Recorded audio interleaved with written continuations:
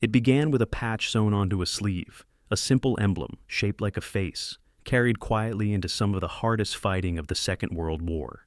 The Indianhead did not promise fame. It did not announce legend.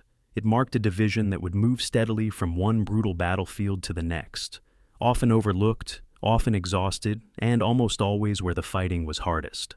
The 2nd Infantry Division was formed long before the war reached its most violent pitch. Its soldiers came from farms, towns, cities, and quiet places where the idea of Europe felt impossibly distant. They trained for months, then years, preparing for a war they could imagine only in fragments. By the time they crossed the ocean, that imagination had hardened into expectation, and expectation would soon give way to reality. Their war did not begin gently. When the division came ashore in Normandy, it did not step onto open beaches and roll inland. It moved into hedgerows that trapped sound and sight, into fields where every advance meant exposure, into villages shattered before they were fully understood. The terrain fought them as fiercely as the enemy. Progress was slow, losses were constant. Every hedgerow had to be taken the hard way. They learned quickly. They learned how to move under fire, how to fight when visibility vanished, how to hold ground even when relief felt impossibly far away. The 2nd Infantry Division earned its place not through dramatic breakthroughs, but through persistence, through showing up again and again where resistance was strongest and pushing forward anyway. As the campaign moved east, the division followed roads that led through shattered towns and scarred countryside. In the Hürtgen forest, they entered one of the most unforgiving environments of the war. Dense woods swallowed units whole. Artillery exploded invisibly among trees, sending splinters flying faster than bullets. Rain turned trails into mud. Winter crept in early and stayed too long. The forest did not care about courage. It did not reward experience. It simply demanded endurance. And the Indianhead endured. Men fought for ground measured in yards. Positions changed hands repeatedly. Exhaustion became constant. Yet the division held, attacked, withdrew when ordered, and attacked again. The cost was staggering. The gain was difficult to see, but holding that ground mattered, and they held it. Then came winter, and with it, the Ardennes. When the German offensive erupted, the 2nd Infantry Division was thrown into the chaos with little warning. Snow-covered forests replaced hedgerows. Roads vanished beneath ice. Visibility collapsed. Once again, they found themselves holding critical ground under relentless pressure. At places like Elsenborn Ridge, the division anchored defenses that would not break, and because they did not break, the offensive could not succeed. Artillery thundered day and night. Infantry attacks came in waves. Cold punished everyone equally. The division held. As the tide turned, the Indianhead moved forward again. Across rivers, through towns already half destroyed, into Germany itself. Resistance stiffened and faded in unpredictable rhythms. Civilians fled. Infrastructure collapsed. The war no longer felt distant. It felt final. By the time the fighting ended, the 2nd Infantry Division had crossed more ground than many would ever know, paid a cost few could fully count, and carried with it a quiet reputation for doing exactly what was asked, no matter how difficult it became. Their story is not one of spectacle. It is one of reliability, of endurance, of soldiers who showed up when the fighting was worst and stayed until it was done. The Indianhead did not chase legend. It built one slowly, step by step, across fields, forests, ridges, and rivers. Tonight, we return to that journey, to the men who fought without certainty, to the battles that demanded more than they had planned to give, to a division that carried its symbol into some of the hardest moments of the war, and never set it down. Before we go any further, I want to take a moment to include you in this story as well. Where in the world are you listening from right now, and what time has quietly arrived there for you? Is it late, early, or somewhere in between? If these stories of endurance and quiet resolve give you something steady to hold on to, something calm to listen to when the day finally slows, consider subscribing, not just for history, but for the feeling of continuity, knowing that another long, thoughtful journey will always be waiting for you when you need it. Settle in. This is the complete history of the 2nd Infantry Division, and their war was anything but quiet. November 18th, 1918. Somewhere in the occupied Rhineland, A group of mud-caked American soldiers gathered around a makeshift table in a requisitioned German warehouse. They were sketching designs on scraps of paper, arguing about symbols and meanings. These men had just survived the bloodiest American offensive of the Great War. They had watched 20,000 of their brothers die in French wheat fields. Now, as occupation troops, they needed an insignia, something to mark them, something to explain what they had endured. One sergeant, whose name has been lost to history, drew the profile of a Native American warrior. The others nodded in silence. They understood. The warrior represented what the war had demanded of them, a primal ferocity that civilization had tried to breed out of modern men. Within a week, the Indianhead insignia was officially adopted. None of these men knew they were creating a ghost that would haunt thousands of young Americans 25 years later. By September 1939, when Hitler's tanks rolled into Poland, the 2nd Infantry Division existed only on paper and in memory. The unit had been deactivated in 1919, its colors cased and stored, its veterans scattered across America. Those who had worn the Indianhead patch were now in their 40s and 50s, too old to fight again. They gathered in VFW halls and American Legion posts, watching newsreels of European cities burning, knowing with terrible certainty what was coming. One veteran in Wisconsin told a local reporter that, "Fall, I pity the boys who will have to wear our patch next time. They'll be fighting our ghosts as much as the Germans." He was right. When the War Department reactivated the 2nd Infantry Division in October 1940 at Fort Sam Houston, Texas, they weren't just creating a military unit, they were attempting resurrection. The problem with resurrections is that the dead rarely return unchanged. Fort Sam Houston in 1941 was a study in contrasts. Monument walls surrounded the parade grounds, carved with the names of 20,000 dead from the previous war. Young recruits, most of them 18 or 19 years old, marched past these memorials daily. They were farm boys from Iowa, factory workers from Pittsburgh's, college students from California. None had seen combat. Most had never left their home states, yet they wore the same patch as men who had stopped the German spring offensive at Chateau Thierry. The psychological weight was immense. One recruit wrote home to his mother, "They expect us to be as good as men who are already dead." How do you compete with ghosts? The division's training cadre, mostly Great War veterans too old for frontline service, didn't help matters. They spoke constantly of Belleau Wood, of the Marne, of battles these boys couldn't imagine. Every drill, every exercise, every inspection came with the implied question, would you have survived what we survived? By July 1941, a confidential War Department assessment laid bare the problem.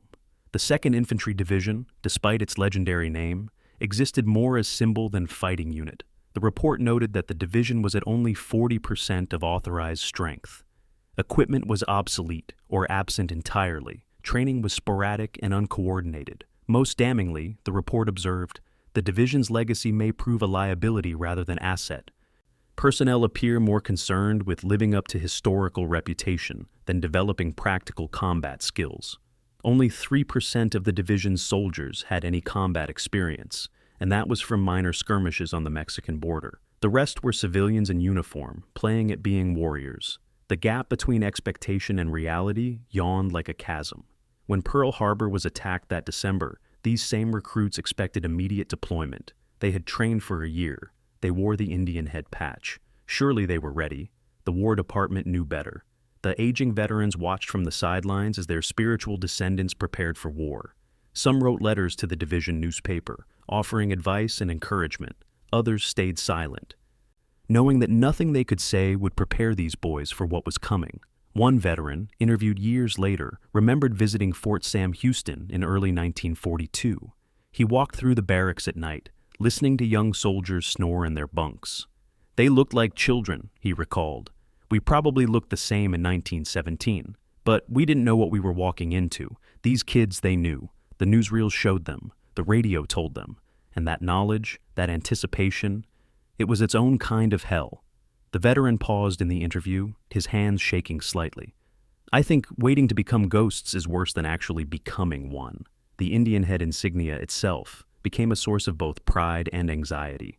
The design was simple, a stark profile facing left, rendered in black and white.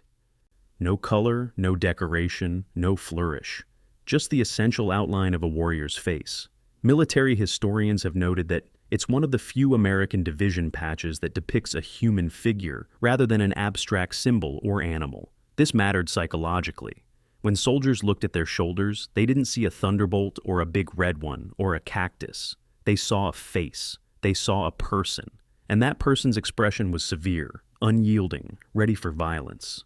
One soldier wrote in his diary, "The face on my shoulder judges me every day.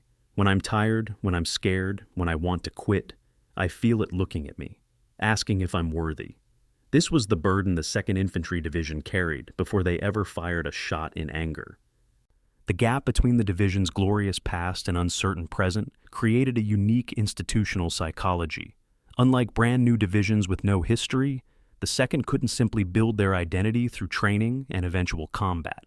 They inherited an identity, complete and immutable, forged in battles they never fought. Unlike established divisions with continuous lineage, they couldn't draw on institutional memory or veteran leadership. Everyone who knew how to be a successful 2nd Division soldier was either dead, retired, or too old to teach. The result was a kind of organizational imposter syndrome. Files from the division's chaplain corps reveal that religious counseling requests in 1941 were 3 times higher than in comparable new divisions. Soldiers weren't just anxious about combat. They were anxious about failure, about dishonoring the dead, about being unworthy of the patch they wore. The War Department's decision to give this reborn division such a heavy legacy was deliberate. Military planners in 1940 believed that esprit de corps, unit cohesion, and fighting spirit could be manufactured through connection to past glories. They assumed that young soldiers would be inspired by their division's history, would draw strength from it. They were half right. The history did inspire, but it also oppressed. It created expectations that no human beings could reasonably meet. 20,000 casualties in the Great War. 20,000. That number appeared everywhere in division literature, in speeches, in memorial services. It became a grim metric. How do you prove yourself worthy of 20,000 dead men? The answer, though none could articulate it in 1941, was that you add to their number. You become casualties yourself. You earn the patch through suffering.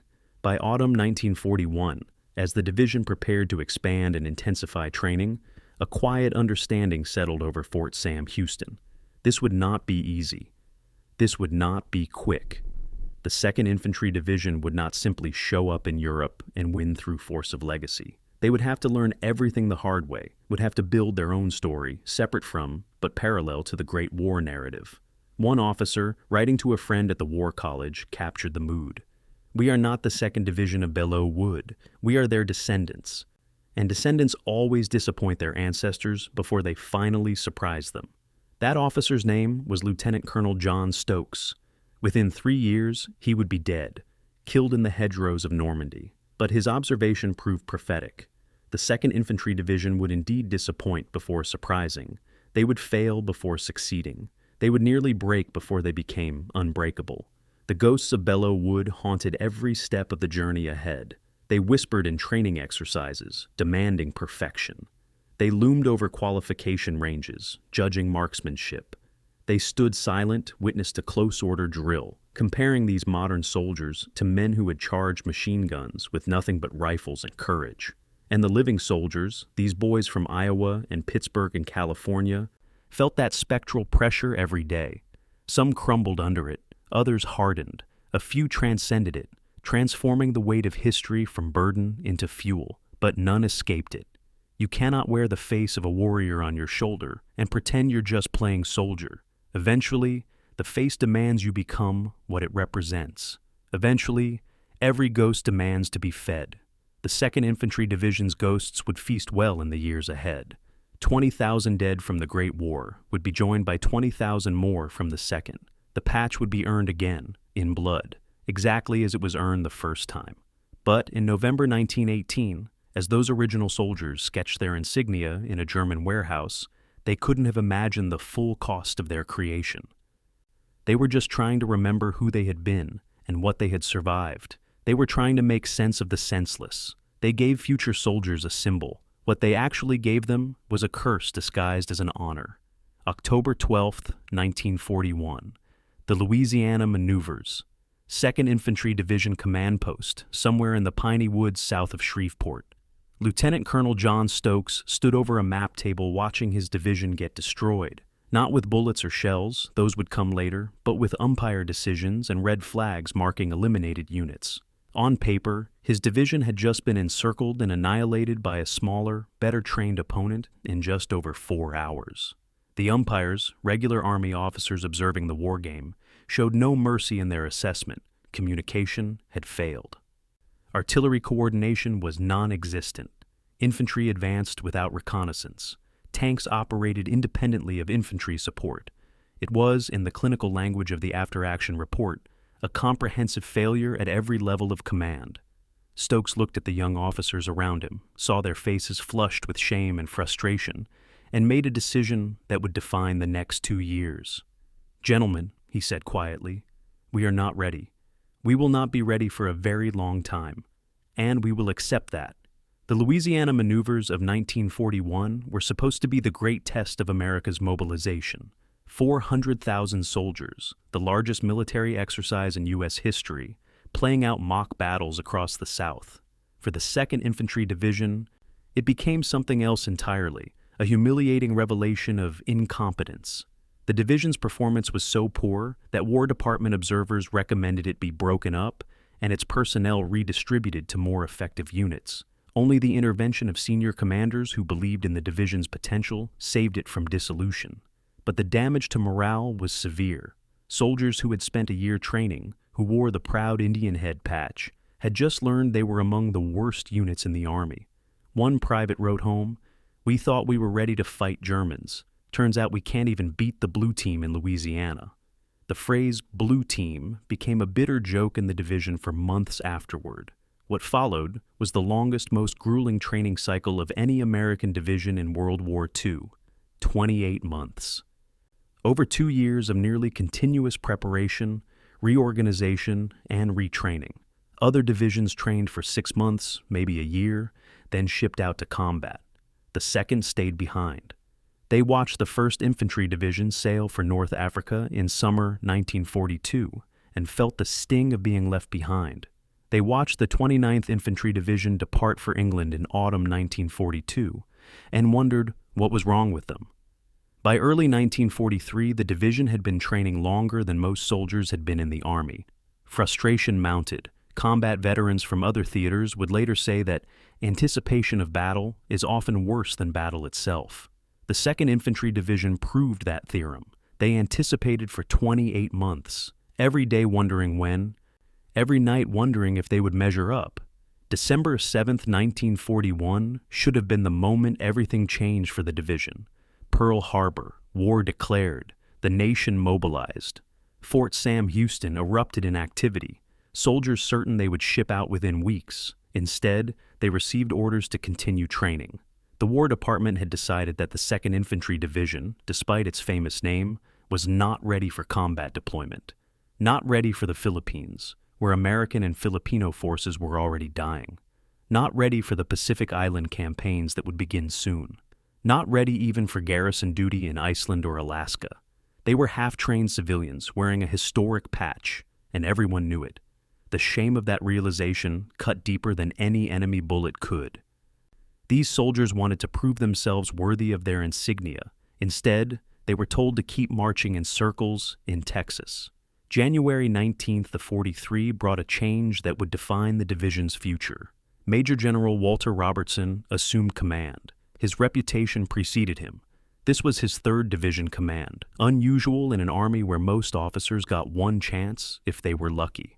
Robertson was known as a trainer, not a fighter, a designation that cut both ways.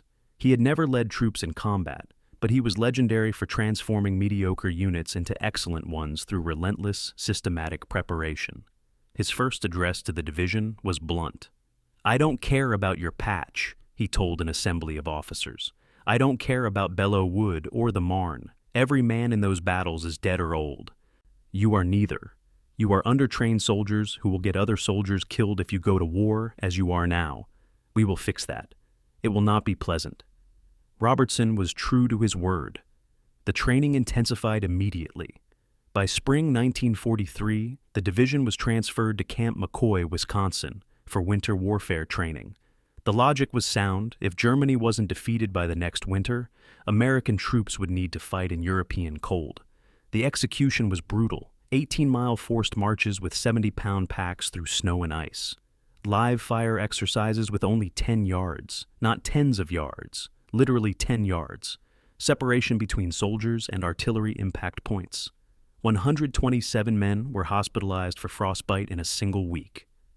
The temperature routinely dropped to 30 degrees below 0 Fahrenheit. Soldiers dug foxholes in frozen ground so hard they had to use explosives to break through. They slept in tents that iced over on the inside.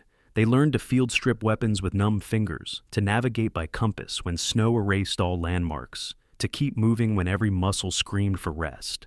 Years later, veterans would say Camp McCoy was worse than Normandy, because in Normandy, the enemy could only kill you. In Wisconsin, the cold wanted to kill you, and there was no one to surrender to. The human cost of this extended training was invisible but significant. Personnel turnover reached 60%. The division that would eventually land in Normandy bore little resemblance to the division that had failed in Louisiana. Soldiers were constantly rotated out, sent to other units that needed bodies immediately, replaced by new recruits who had to be integrated and trained. Unit cohesion, the invisible glue that holds military formations together, was nearly impossible to build. Platoons never stayed intact long enough to develop the bonds that combat demands. One company commander kept a log of his soldiers' names. In 18 months, he commanded 237 different men, though his company's authorized strength was only 190.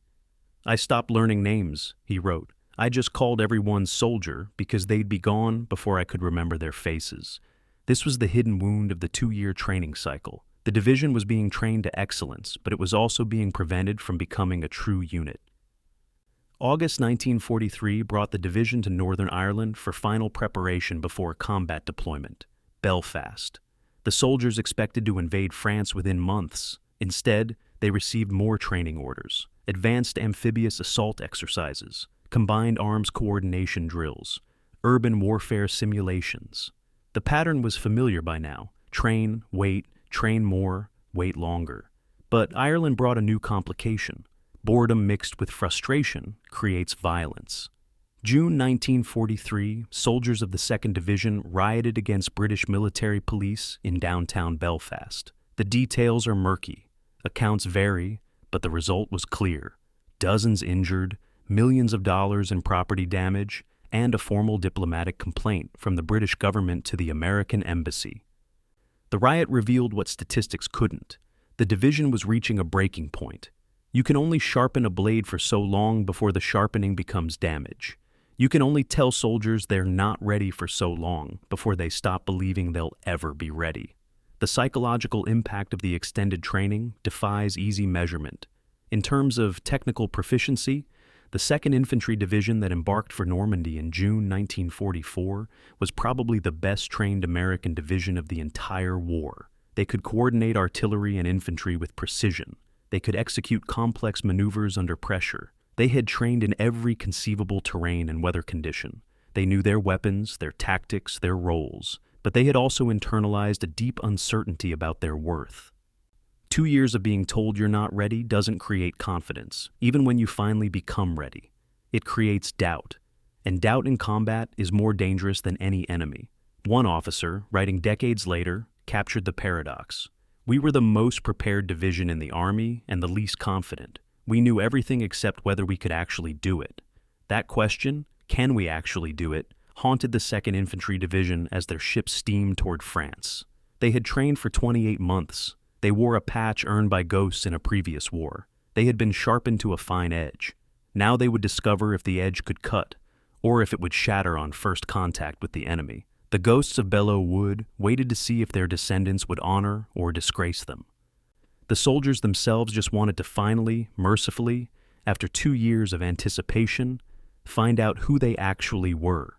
June 7th, 1944, 7:30 in the morning, Omaha Beach, Normandy. Private First Class, Robert Harper crouched in a landing craft approaching the coastline, watching bodies float in the surf. D-Day was yesterday. Yesterday was hell. But yesterday was someone else's hell. The 1st Infantry Division's hell. The 29th Division's hell. Today was the 2nd Infantry Division's turn. Harper could see the bluffs through the open ramp door. He could see smoke still rising from German positions. He could see the obstacles, the Czech hedgehogs, the Belgian gates, the log ramps designed to rip the bottom out of landing craft. Most terrifying of all, he could see the bodies, hundreds of them. Dead Americans in the water, on the sand, draped over barbed wire like laundry hung to dry. The landing craft slowed. The ramp began to drop. Harper's squad leader, a sergeant who had trained them for 2 years, shouted over the engine noise. Everything we learned stops mattering in about 5 seconds. Just get to the seawall. Don't stop. Don't think. Run. The ramp splashed into waist-deep water, and Harper ran. The plan had been elegant in its simplicity.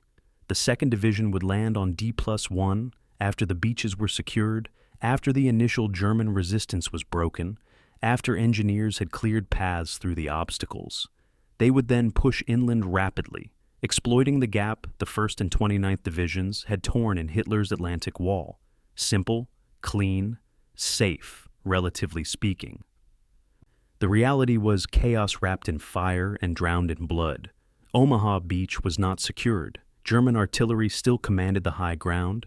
60% of the Czech hedgehogs, those brutal steel obstacles designed to gut landing craft, were still intact and waiting. The water was a minefield of submerged wreckage and floating corpses, and the division was landing 16 hours after the initial assault.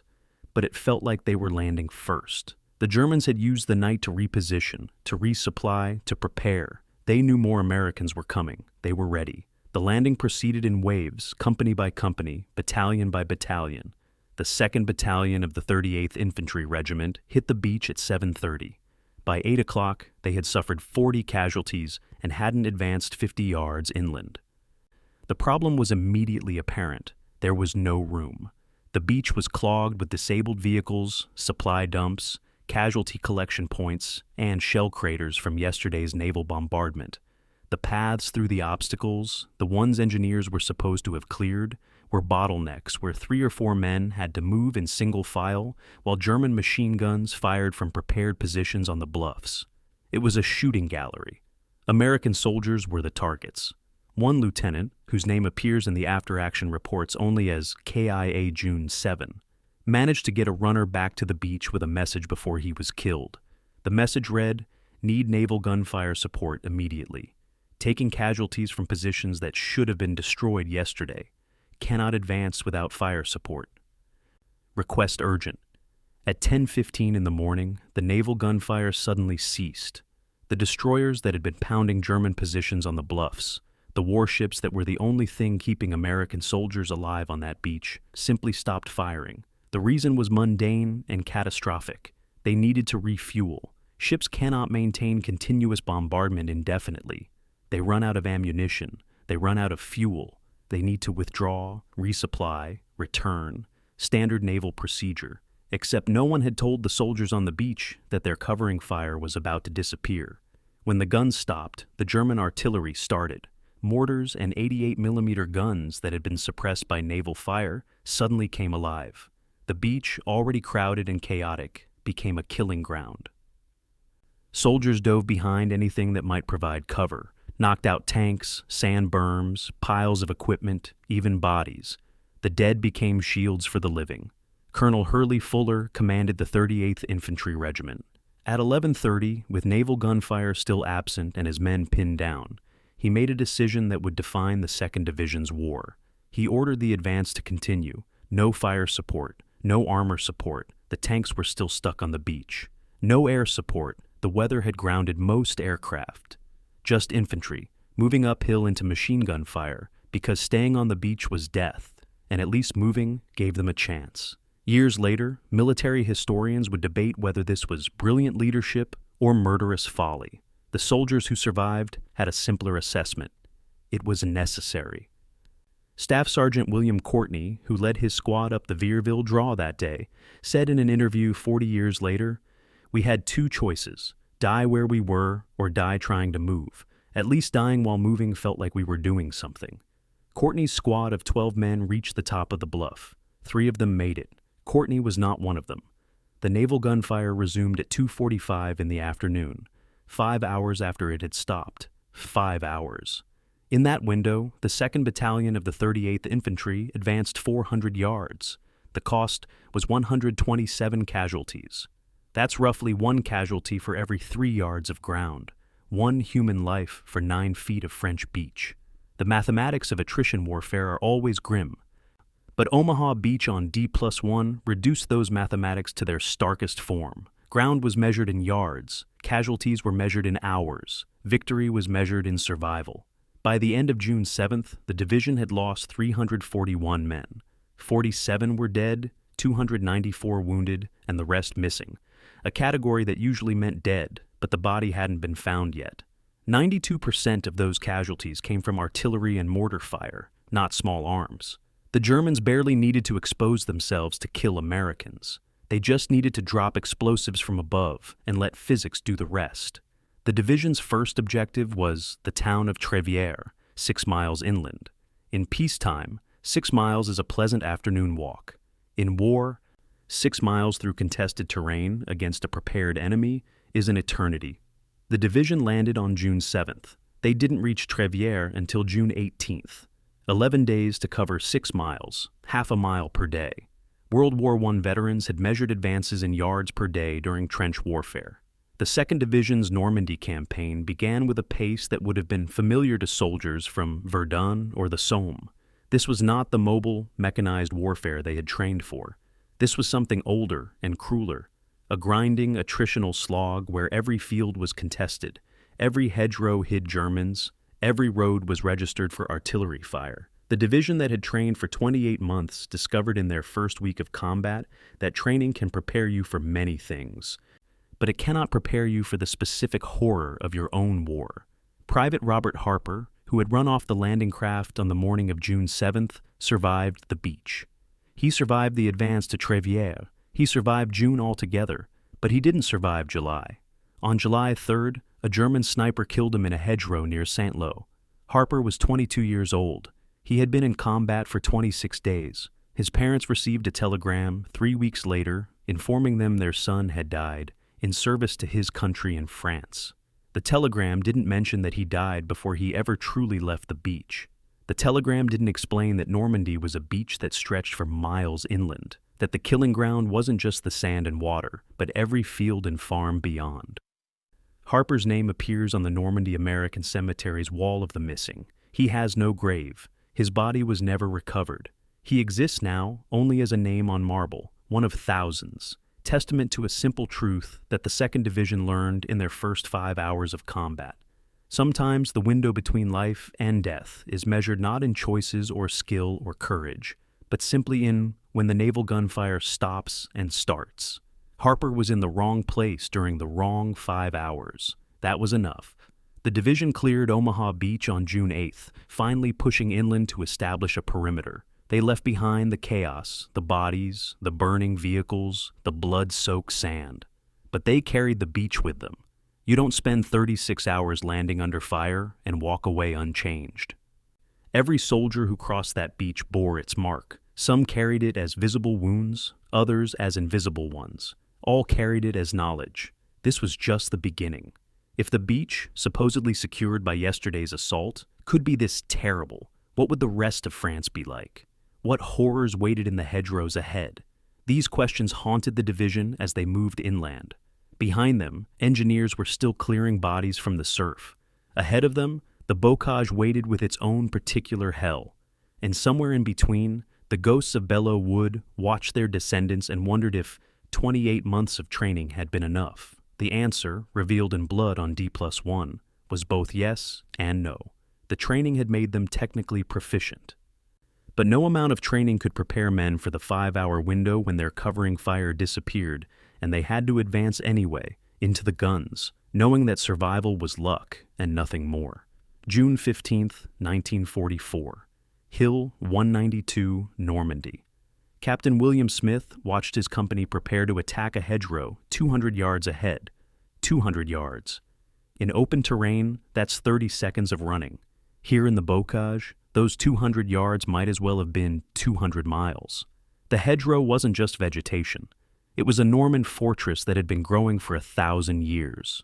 Earth walls 6 feet high, topped with another 6 feet of dense brush, blackthorn, brambles, ancient trees with roots that went down 20 feet. The Germans had been in Normandy for 4 years. They knew these hedgerows. They'd had time to prepare firing positions, to register mortars, to sight machine guns at interlocking angles that created kill zones with no safe approach.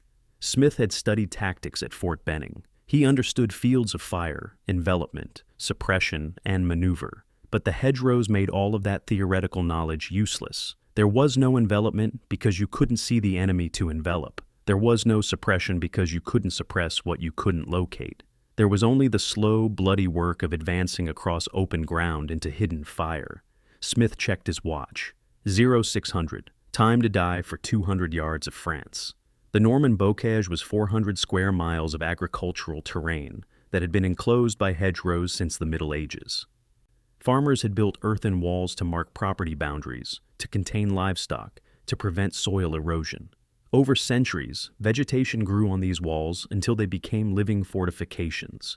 Fields were tiny, averaging only 2 to 3 acres each. Every 50 to 200 yards, another hedgerow. In the 2nd Division sector, there were roughly 40,000 individual enclosures, 40,000 stone and earth walls topped with impenetrable vegetation, 40,000 fields where Germans could hide, wait, kill.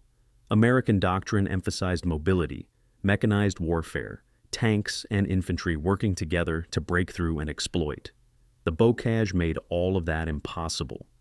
Tanks couldn't cross the hedgerows without exposing their thin belly armor.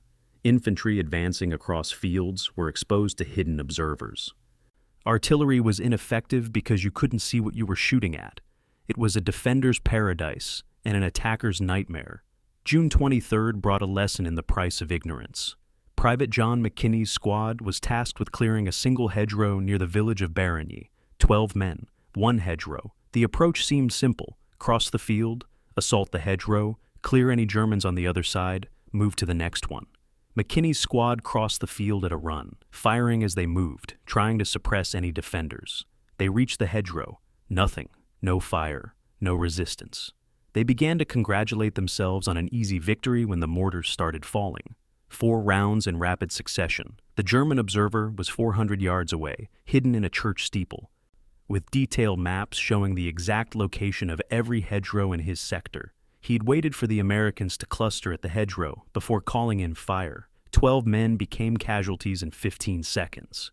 McKinney survived only because he'd been slightly behind the rest of the squad, slowed by a twisted ankle. He watched his friends disappear in explosions of dirt and steel. The after-action report listed the engagement as moderate enemy contact, 1 squad, combat ineffective.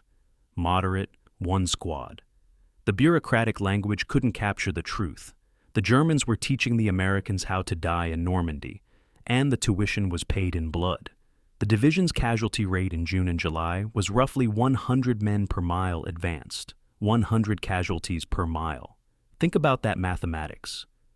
The distance from Omaha Beach to Germany was over 400 miles. At that rate, the division would be destroyed several times over before reaching the border.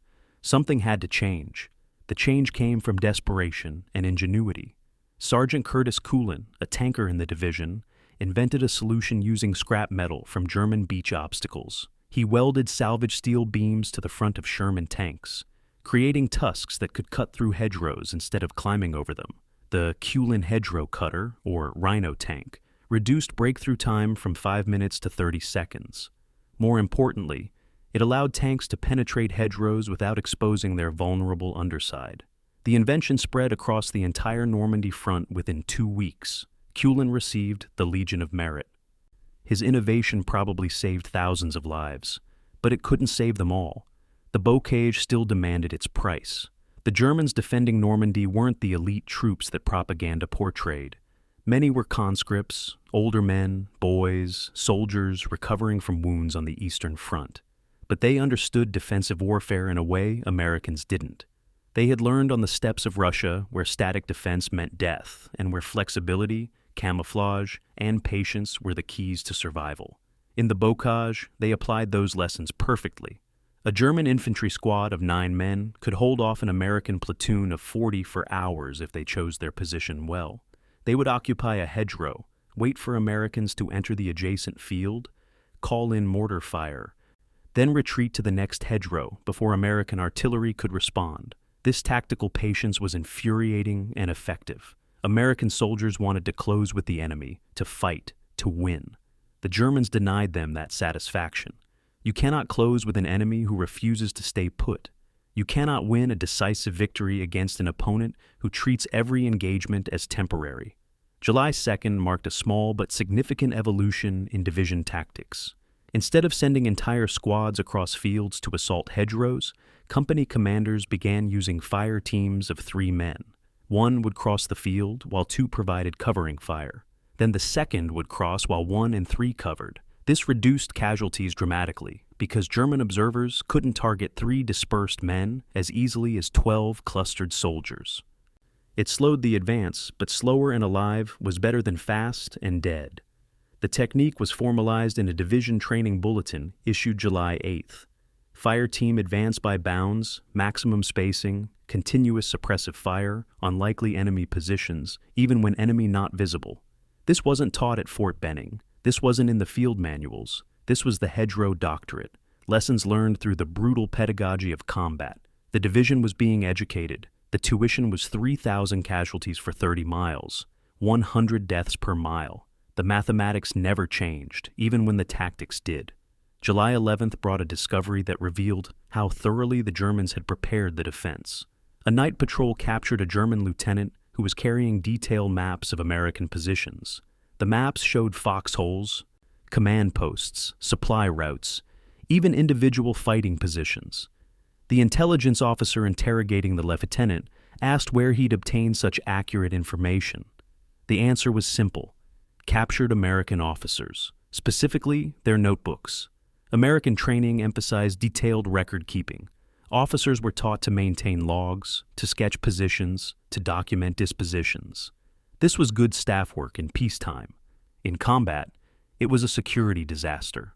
German patrols would ambush American positions, kill or capture the officers, take their notebooks, and within hours have precise maps of an entire sector. The division immediately issued orders forbidding officers from carrying detailed notes or maps during combat operations. But the damage was done. The Germans knew where Americans were, where they were going, where they were weak. The hedgerows weren't just physically confining, they were psychologically oppressive. Every field might have hidden observers. Every position might be compromised. Paranoia became tactical prudence. By mid-July, division intelligence had identified 14 different German units operating in their sector. 14. This wasn't a coherent defense by a single division, or even a single corps. This was Hitler feeding in reinforcements piece by piece, unit by unit, trying to hold Normandy at any cost. The Germans were scraping together whatever forces they could find: paratroopers, panzer grenadiers, fortress troops, naval infantry, even Luftwaffe ground personnel, and throwing them into the bocage to slow the American advance. The diversity of units made German tactics unpredictable. One hedgerow might be held by veteran paratroopers who would fight to the death. The next might be defended by exhausted fortress troops who surrendered at the first opportunity. American soldiers never knew what they would face. This uncertainty added another layer of stress to already unbearable conditions. You couldn't learn German patterns because there were no patterns. Every engagement was unique. Every hedgerow was a mystery. Captain William Smith survived June and July. His company didn't. By the end of July, only 37 of the original 190 men remained. The rest were dead, wounded, or evacuated for psychiatric reasons. Smith had been replaced by more replacements. The company that would eventually fight its way out of Normandy bore almost no resemblance to the company that had landed on Omaha Beach. Smith himself was unrecognizable. The officer who had worried about tactical theory on June 15th now thought only in terms of survival, how to keep his men alive, how to take ground with minimum casualties, how to endure. In a letter home, smuggled out against regulations, Smith wrote, We are learning how to fight Germans by fighting Germans. No other way to learn. The price of this education is friends. I'm running out of friends and running out of things to learn. Pray this ends soon. It wouldn't. The bocage stretched for miles. Hill 192 still waited ahead, and the division's doctorate in hedgerow warfare still had its final examination to pass. That exam would be measured not in grades, but in bodies, and the 2nd Infantry Division was about to face its hardest test yet. July 11th, 1944. 0545. Hill 192, Normandy. The world exploded. 14,000 artillery shells in 45 minutes. That's over 300 shells per minute, over 5 shells per second. The weight of metal falling on that one hill exceeded anything the division had yet delivered. The sound was not sound anymore. It transcended sound and became pressure, became force, became a physical thing that crushed the air from your lungs. Private Thomas Anderson crouched in his foxhole 200 yards from the base of the hill and felt the ground shake like an earthquake. Dirt rained down from the sky. Trees burst into flame. The hilltop disappeared behind a wall of smoke and explosions.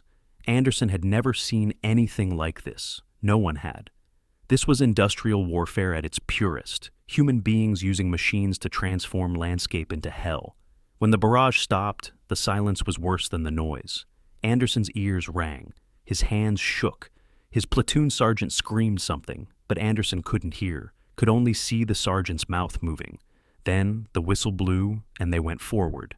Hill 192 was 192 meters high, about 630 feet of Norman farmland that became one of the most contested pieces of terrain in the entire European theater. The Germans understood what the Americans were only beginning to grasp. High ground dominates everything around it. From the crest of Hill 192, observers could see the town of St. Lo 5 miles away. They could direct artillery fire on any American movement in the sector. They could coordinate defensive positions across a 10-mile front. As long as the Germans held that hill, the American advance was stalled.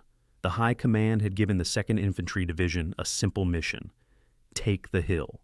The execution would be anything but simple. The slopes were 35 degrees, steep enough that soldiers advancing uphill would be exhausted before they even made contact with defenders. The approaches were covered by interlocking fields of fire from machine guns, mortars, and artillery. Every fold in the terrain had been studied, measured, registered. The Germans had turned Hill 192 into a killing ground. The 2nd Division was about to enter it. 0600. The artillery barrage shifted from the hilltop to the slopes, a rolling curtain of explosions moving uphill ahead of the infantry. This was the theory: keep the Germans suppressed, keep them pinned in their bunkers, let the infantry advance close before the defenders could man their weapons. The practice was different. Artillery is an area weapon. It saturates a zone with fire, but soldiers hide in holes, in bunkers, in cellars, and caves. Unless a shell lands directly on a position, the men inside often survive. As the barrage rolled uphill, German soldiers emerged from their shelters, brushed off the dirt, and prepared to fight. They had survived worse on the Eastern Front. This was just another day of hell. They manned their machine guns and waited for the Americans to appear through the smoke. Sergeant Walter Ehlers led his squad up the slope at 0615. The hill was burning. Grass fires ignited by white phosphorus shells created a curtain of smoke that was both cover and danger. You couldn't see where you were going. You couldn't see where the enemy was. You couldn't see your own men half the time. Ehlers advanced by compass and instinct, moving from crater to crater, using shell holes for cover. At 0640, his squad encountered the first German position, a machine gun nest built into the hillside with logs and earth, invisible until you were on top of it. The gun opened fire at 20 yards. Ehlers' friend, the man who had been beside him since training at Camp McCoy, took 3 rounds in the chest and dropped without a sound. Ehlers didn't stop to check him. Couldn't stop. He pulled 2 grenades from his belt, threw them into the position, waited for the explosion, then charged with his rifle. The gun crew was dead or wounded. Ehlers kicked the machine gun over and kept climbing. 2 more positions ahead, then 2 more after that. The hill was a fortress. Every 20 yards, another bunker, another gun, another fight. By noon on July 11th, the 2nd Division controlled the lower slopes, but the crest remained German. Casualties were mounting. Medics couldn't reach the wounded because German fire prevented any movement on the open slope. Men lay bleeding in shell holes, calling for help that couldn't come. Some died there. Others remarkably survived. One private with shrapnel wounds in both legs lay in a crater for 6 hours before a medic could reach him. He survived, but lost his left leg below the knee. The hospital ship that evacuated him to England also carried 12 other amputees from Hill 192, all from one day of fighting, all from one hill in France. The statistical reality of attrition warfare is that most wounds don't kill immediately. They disable. They maim. They create a logistics problem, wounded men who need evacuation and medical care. The Germans understood this. That's why they often aimed low, going for legs instead of torsos. A dead American is 1 casualty. A wounded American is 3. The wounded man and the 2 men needed to carry him to safety. July 12th. 0300. The Germans counterattacked. Under cover of darkness, they launched an assault with the clear intention of retaking the summit and pushing the Americans back down the slope. What followed was the kind of close-quarters combat that training cannot simulate. Hand-to-hand fighting in the dark, men grappling with enemies they couldn't see, only feel. Knives, rifle butts, entrenching tools used as weapons. Screaming in German and English, impossible to tell friend from foe without risking friendly fire. The fight lasted 2 hours. When dawn came, the hill was littered with bodies from both sides, so intertwined that medics couldn't tell which uniform belonged to which corpse without rolling them over. The 2nd Division held the crest, barely. The Germans withdrew to positions 300 yards down the reverse slope and prepared for another attempt, but they never made it. By midday July 12th, American reinforcements and artillery fire had made another counterattack suicidal. Hill 192 was American. The price was about to be counted. 1,234 casualties in 48 hours. That was the butcher's bill for Hill 192. Dead, wounded, missing. 1,234 American soldiers struck from the division's roster in 2 days. German losses were estimated at over 2,000, though body counts are always approximate and often propaganda. What mattered was that the division had paid roughly 1 casualty for every meter of altitude climbed. The math was simple and horrible. 630 feet of elevation cost 1,200 lives, 2 lives per vertical foot.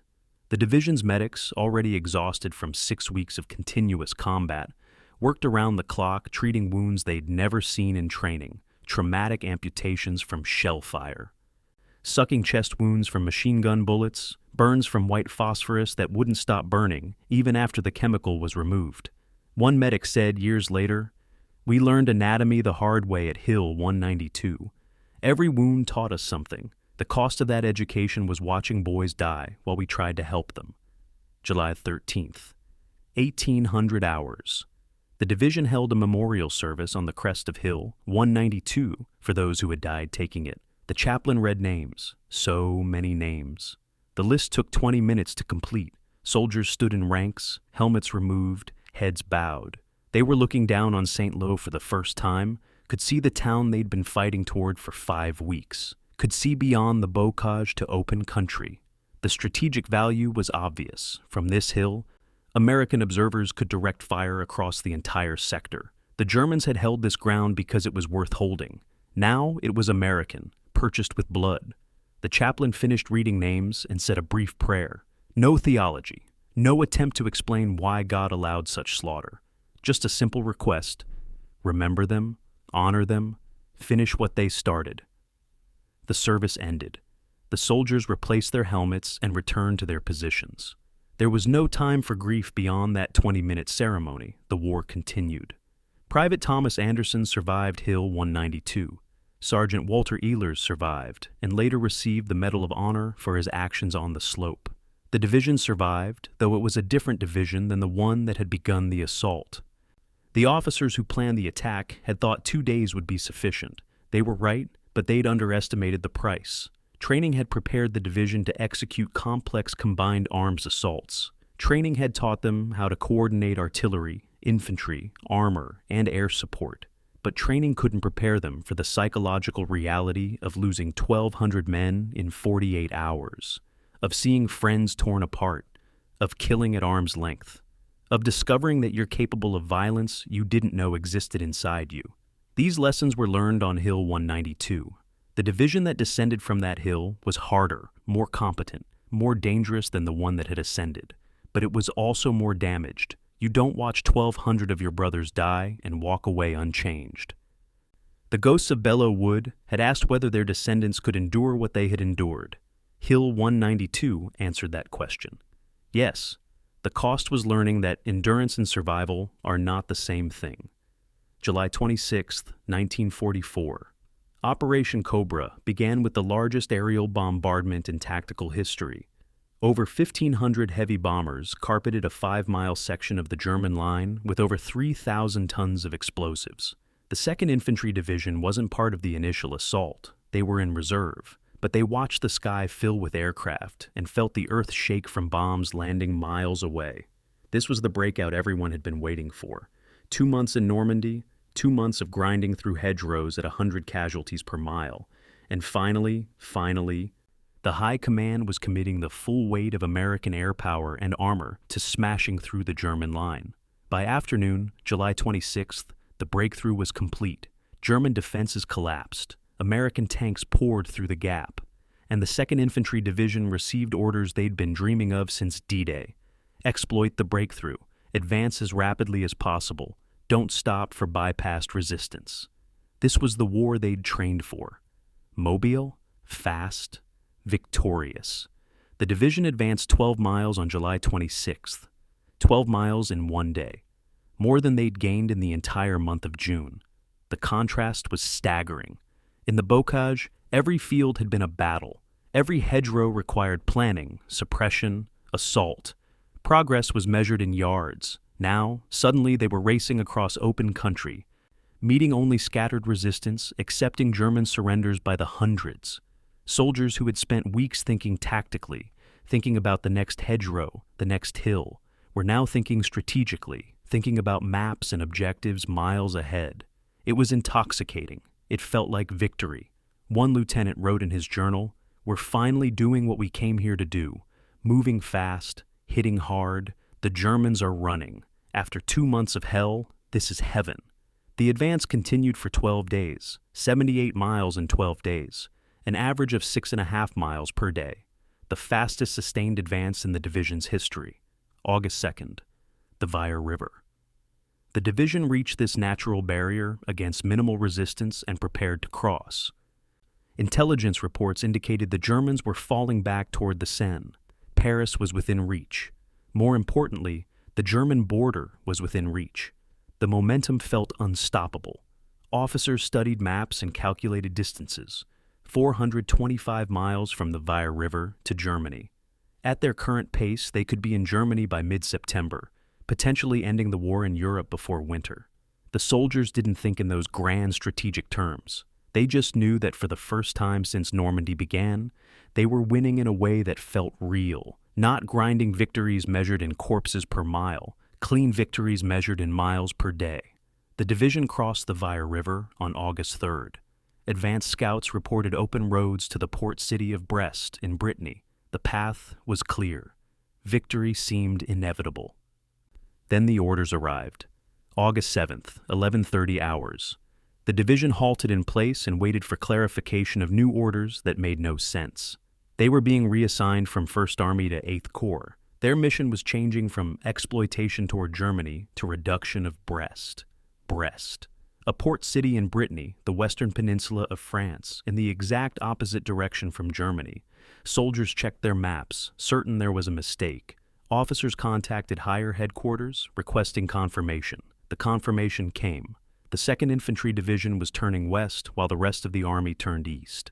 While other divisions would race across France toward the German frontier, the 2nd would besiege a port city that intelligence estimated held 38,000 German defenders. The strategic logic was clear to high command. The Allies needed port capacity to sustain the advance into Germany. Brest was a major port. Therefore, Brest must be captured. The tactical logic was less clear to the men who would do the fighting. Why pull your best divisions off the main advance to besiege a static target? August 10th. The division watched the 4th Armored Division race past them, heading east. Tankers waved. Infantry shouted encouragement. Some of the tank crews yelled back, "See you in Berlin!" The 2nd Division soldiers stood beside the road and watched the armor disappear toward Germany, toward the real war, toward the glory and the quick victory. They were turning west toward Brittany, toward a siege, toward what felt like a sideshow. The resentment was immediate and profound. These soldiers had endured Omaha Beach, the Bocage, Hill 192. They'd paid in blood for every mile of France. And now, when the breakthrough had finally come, when mobile warfare was finally possible, they were being diverted to a mission that felt like punishment. One sergeant was heard saying, "We trained for 2 years to be exploitation troops, and now we're being used as siege troops. Someone in high command doesn't know what they're doing or doesn't care." The debate over Brest would consume military historians for decades. General Dwight Eisenhower wanted the port captured to solve logistical problems. The Allies were still dependent on supply lines running back to Normandy beaches and the artificial Mulberry harbors. Every mile the armies advanced eastward, stretched those supply lines further. Brest could shorten them. But General George Patton argued vehemently against the Brest operation. Patton wanted to ignore the port and drive straight for Germany before the Wehrmacht could reorganize. In his view, speed and momentum were worth more than port capacity. The Germans couldn't defend everywhere at once. If the Allies moved fast enough, they could potentially end the war in 1944. But speed required leaving strong points like Brest in your rear. Eisenhower wasn't willing to take that risk. He ordered Brest besieged. The 2nd Infantry Division got the mission. And with that order, the division's war changed again. August 15th. The first probes of Brest's outer defenses revealed what the division was facing. These weren't hedgerows. These weren't field fortifications. These were permanent concrete bunkers with 6-foot-thick walls, built by the Germans over 4 years of occupation. Some dated to the previous war, updated and improved. The city was surrounded by a ring of fortified positions: Fort Montbory, Fort Carenru, Fort Portsic, each with interlocking fields of fire, underground tunnels, dedicated garrisons. The German commander was General Hermann Bernhard Ramke, a paratrooper veteran of Crete and North Africa, known for fanatical determination and tactical skill. Ramke had no intention of surrendering. He'd been ordered to hold Brest to the last round, and he would obey. The garrison was well supplied with ammunition, food, water. They could hold for months. The 2nd Division didn't have months. They had orders to take Brest quickly. Those two realities, German determination to hold and American orders to take, would collide with predictable horror. By late August, as the division prepared for the siege, soldiers began calculating the cost in their heads. 38,000 German defenders, permanent fortifications, urban warfare where every building is a bunker. One corporal from Ohio did the math and shared it with his squad. At our current casualty rates, taking this city will cost us everything. We'll trade the whole division for this one port. And even if we win, the port facilities will probably be destroyed. We're about to die for nothing. He was almost right. The Brest garrison wasn't quite 38,000. It was closer to 35,000. The division wouldn't be entirely destroyed in the siege, though it would lose over 3,000 men. And the port facilities would indeed be mostly destroyed by German demolitions before surrender. But the corporal's essential insight was correct. The 2nd Infantry Division was about to pay a terrible price for a strategically questionable objective. The momentum of late July and early August was gone. The open road to Germany was now someone else's road. The 2nd Division had a different war to fight. A war measured not in miles gained, but in bunkers destroyed. A war that looked more like 1916 than 1944. The ghosts of Belleau Wood must have recognized the terrible familiarity. August 25, 1944. The outer ring of Brest's fortifications. Lieutenant James Morrison stared at Fort Montberry through binoculars and understood that everything he'd learned in Normandy was about to become useless. The fort wasn't a building, it was a geological feature. A massive concrete structure built into the landscape itself, with walls 6 feet thick and firing slits that could barely be seen from approach angles. German machine guns covered every avenue of advance. The bunker had been designed by military engineers who'd studied a century of siege warfare and built something that could withstand anything except a direct nuclear strike, which didn't exist yet. Morrison's company had been tasked with reducing this position. Reduce. That was the clinical term. The actual process would involve soldiers walking into machine gun fire with satchel charges, getting close enough to place explosives against concrete, and hoping they could get away before detonation. Medieval warfare with modern weapons. Morrison checked his watch. 0600. Time to learn how men died in sieges. The siege of Brest officially began on August 25th and would continue for 25 days of the most brutal, grinding combat the 2nd Infantry Division experienced in the entire war. The statistics don't capture the horror. 3,098 casualties, over 300 killed, the rest wounded or missing. Those numbers are just data points. The reality was, young men learning that concrete and steel can defeat courage and determination. That modern fortifications, properly built and properly manned, are nearly inviolable to infantry assault without massive supporting firepower. That sieges, like they've always been throughout history, are competitions to see who runs out of bodies first. The Germans had 35,000 bodies. The 2nd Division had 16,000. The mathematics suggested the Germans would win, but the mathematics didn't account for American artillery, American air power, or American willingness to feed men into the grinder until the grinder broke. September 8th brought an engagement that would be studied in urban warfare courses for decades. The Tunnel Battle. 3rd Battalion of the 23rd Infantry Regiment entered a German underground complex beneath Fort Montbarry, expecting to clear a storage area. Instead, they found a 3-level defensive system that stretched for over 300 yards beneath the surface.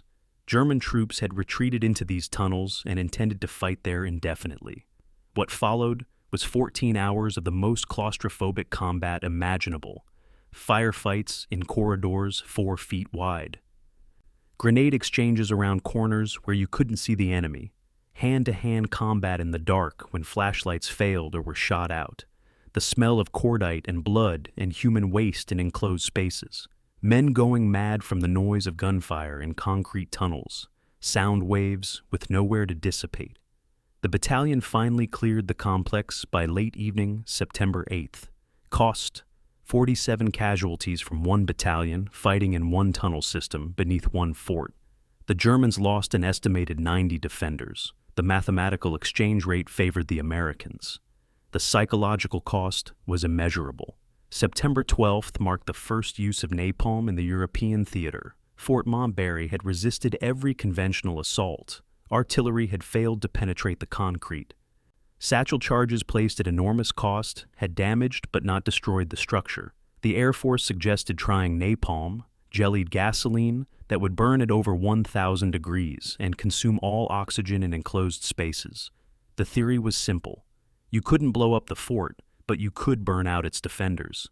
16 P-47 fighter bombers made the attack, dropping napalm canisters directly onto the fort's ventilation shafts and firing slits. The fort disappeared behind walls of flame. Soldiers watching from safe positions saw the horror and the spectacle. One private wrote, "It was like watching hell open up on Earth. The fire was so hot we could feel it from 200 yards away. I thought about the Germans inside and felt sick. Then I remembered they'd been killing us for weeks and stopped feeling sick." The napalm burned for 20 minutes. When the smoke cleared, the fort was still standing. The Germans were still fighting. Napalm couldn't solve what explosives couldn't. The fort would have to be taken the old-fashioned way, with men and time. General Hermann Bernhard Ramke was not a man inclined toward surrender.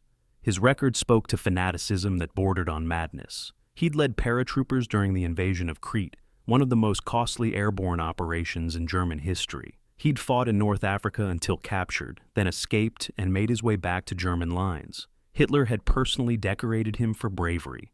Now he commanded the Brest garrison with explicit orders to hold the city to the last man and last bullet. On September 14th, American artillery delivered a message into the city containing a formal surrender demand. Ramke's response, translated from German, was crude and defiant. "Eat my ass." This wasn't diplomatic rhetoric. It was literal. The German phrase he used, "Leck mich am Arsch," translates exactly that way. Ramaki would not surrender, would not negotiate, would fight until the city was rubble and his men were corpses. The Americans had no choice but to oblige him. The siege tactics evolved as the division learned what worked and what didn't. Artillery bombardment alone didn't breach fortifications, but it did suppress defenders. Infantry assault alone was suicidal. But when coordinated with covering fire, it could get close enough to place demolitions. Tanks couldn't penetrate bunker walls, but their direct fire could suppress machine gun positions. Airstrikes couldn't destroy concrete, but they could isolate positions from resupply. The division began using what would later be called blowtorch and corkscrew tactics, flamethrowers to suppress defenders, while engineers placed explosives at structural weak points. The flamethrower teams had a life expectancy measured in days. The weapon was bulky, obvious, and filled with highly flammable fuel. German snipers targeted flamethrower operators specifically. One company went through 11 different flamethrower operators in 2 weeks. Some died, some were wounded. Some refused to carry the weapon after watching what happened to their predecessors. The division eventually had to offer extra pay and rotation priority to soldiers willing to operate flamethrowers. Even then, finding volunteers was difficult. September 18th. 1400 hours. General Rameka finally surrendered, not because his defenses had been destroyed, though many had been, not because his men refused to fight, though some had, but because the tactical situation had become hopeless. The Americans had isolated every fort, cut all supply lines, and begun the methodical reduction of each position. Rameka understood siegecraft. He knew that once the outcome was inevitable, continued resistance was murder rather than military necessity. His final message to German High Command read, "Have defended Brest to the limits of human capability. No ammunition, no water. Casualties unsustainable. Request permission to surrender to preserve remaining lives." Permission was denied. Rameka surrendered anyway. The Brest garrison, what remained of it, laid down arms that afternoon. Over 10,000 German soldiers became prisoners. 2,000 were dead. The rest had escaped or been evacuated before the surrender. The city itself was a ruin. Systematic German demolitions had destroyed 90% of the port facilities. Cranes were toppled, docks were cratered, warehouses were burned. The port that Eisenhower wanted so desperately wouldn't be fully operational until spring 1945, after the war in Europe had ended. The cost-benefit analysis of the Brest operation would haunt military planners for years. The 2nd Infantry Division suffered 3,098 casualties to capture a port that provided no operational benefit to the Allied advance. While the division bled in Brittany, other units were racing across France, liberating Paris, reaching the German border. The 4th Armored Division, which the 2nd had watched depart on August 10th, reached the Moselle River in eastern France by early September. They'd advanced over 300 miles, while the 2nd advanced 30 miles and lost 3,000 men doing it. The strategic judgment seemed clear. Brest was a mistake, a costly diversion that squandered one of the Army's best divisions on a mission that didn't matter. But there's a counter-argument. The 2nd Division learned urban warfare and siege tactics at Brest that would prove invaluable later. They developed techniques for reducing fortifications that would be used in Germany. They bloodied troops who would become the experienced corps that held Elsenborn Ridge during the Bulge. Sometimes military operations have value beyond their immediate objective. Sometimes the lesson is worth the tuition. The soldiers who died at Brest might disagree. Private Morrison survived the tunnel battle of September 8th, but not the war. He was killed in Germany in March 1945, 7 months after Brest, in a different siege of a different city. His parents received the same telegram thousands of other parents received. "The Secretary of War desires me to express his deep regret that your son was killed in action." The telegram didn't mention that Morrison had survived Normandy, survived the Bocage, survived Hill 192, survived the tunnels beneath Fort Montbarry, and then died in some nameless German town that doesn't appear in history books. The telegram didn't explain that Morrison had become very good at not dying, had learned every trick of survival. And then his luck ran out, because in war, skill and experience only delay the inevitable. They don't prevent it. Morrison's name appears on the Brittany American Cemetery wall. He's one of 4,451 American dead buried or memorialized there. Most died taking Brest, a city that didn't matter, a port that never mattered. The ghosts of Belleau would have understood the bitter irony. Soldiers dying for objectives that military historians would later call mistakes. October 3rd, 1944. Private Leonard Anderson stepped off a transport truck at the 2nd Infantry Division's rear assembly area in Belgium. He was 20 years old. He'd been in the Army for 5 months. Basic training at Fort Benning lasted 13 weeks. Advanced infantry training lasted another 4 weeks. Transport to Europe took 2 weeks. Assignment to the division had happened this morning. Anderson had never been in combat, had never seen a dead body, had never fired his rifle at another human being. Around him, other replacements shuffled nervously, 60 men who'd been on the same transport ship, all being fed into the division to replace casualties from Brest and the advance across France. A sergeant appeared and gave them 2 hours of orientation, where the mess tent was, where to draw ammunition, which direction the front line was. Then the sergeant consulted a list and started calling names. Anderson, you're going to 2nd Battalion, Company E truck, leaves in 30 minutes. Anderson had 30 minutes to mentally prepare for war. It wasn't enough. It would never be enough. The replacement system in World War II was designed for efficiency, not humanity. The Army treated soldiers like interchangeable parts in a machine. When a unit suffered casualties, replacements were shipped in individually to maintain unit strength. This made logistical sense. Keep divisions at fighting strength. Don't waste time rebuilding entire units from scratch. Just plug new bodies into existing structures. But the psychological and tactical costs were enormous. Replacements arrived at divisions alone, knowing no one, with no unit cohesion, no shared training, no reason to trust the men they'd be fighting alongside. Veterans viewed replacements with a mixture of pity and suspicion. The pity was for what these kids were about to experience. The suspicion was practical. A replacement who didn't know what he was doing could get veterans killed. One officer explained it bluntly. We lost good men teaching replacements not to do stupid things. The replacement would die doing something stupid, but first he'd get 2 veterans killed trying to save him. Anderson arrived at Company E on the evening of October 3rd. The company commander, a captain who'd been with the division since Normandy, didn't learn Anderson's name, didn't try to. The captain had commanded 237 different men over 18 months, though his company's authorized strength was 190. Learning names was pointless. They'd be gone soon, dead or wounded or transferred.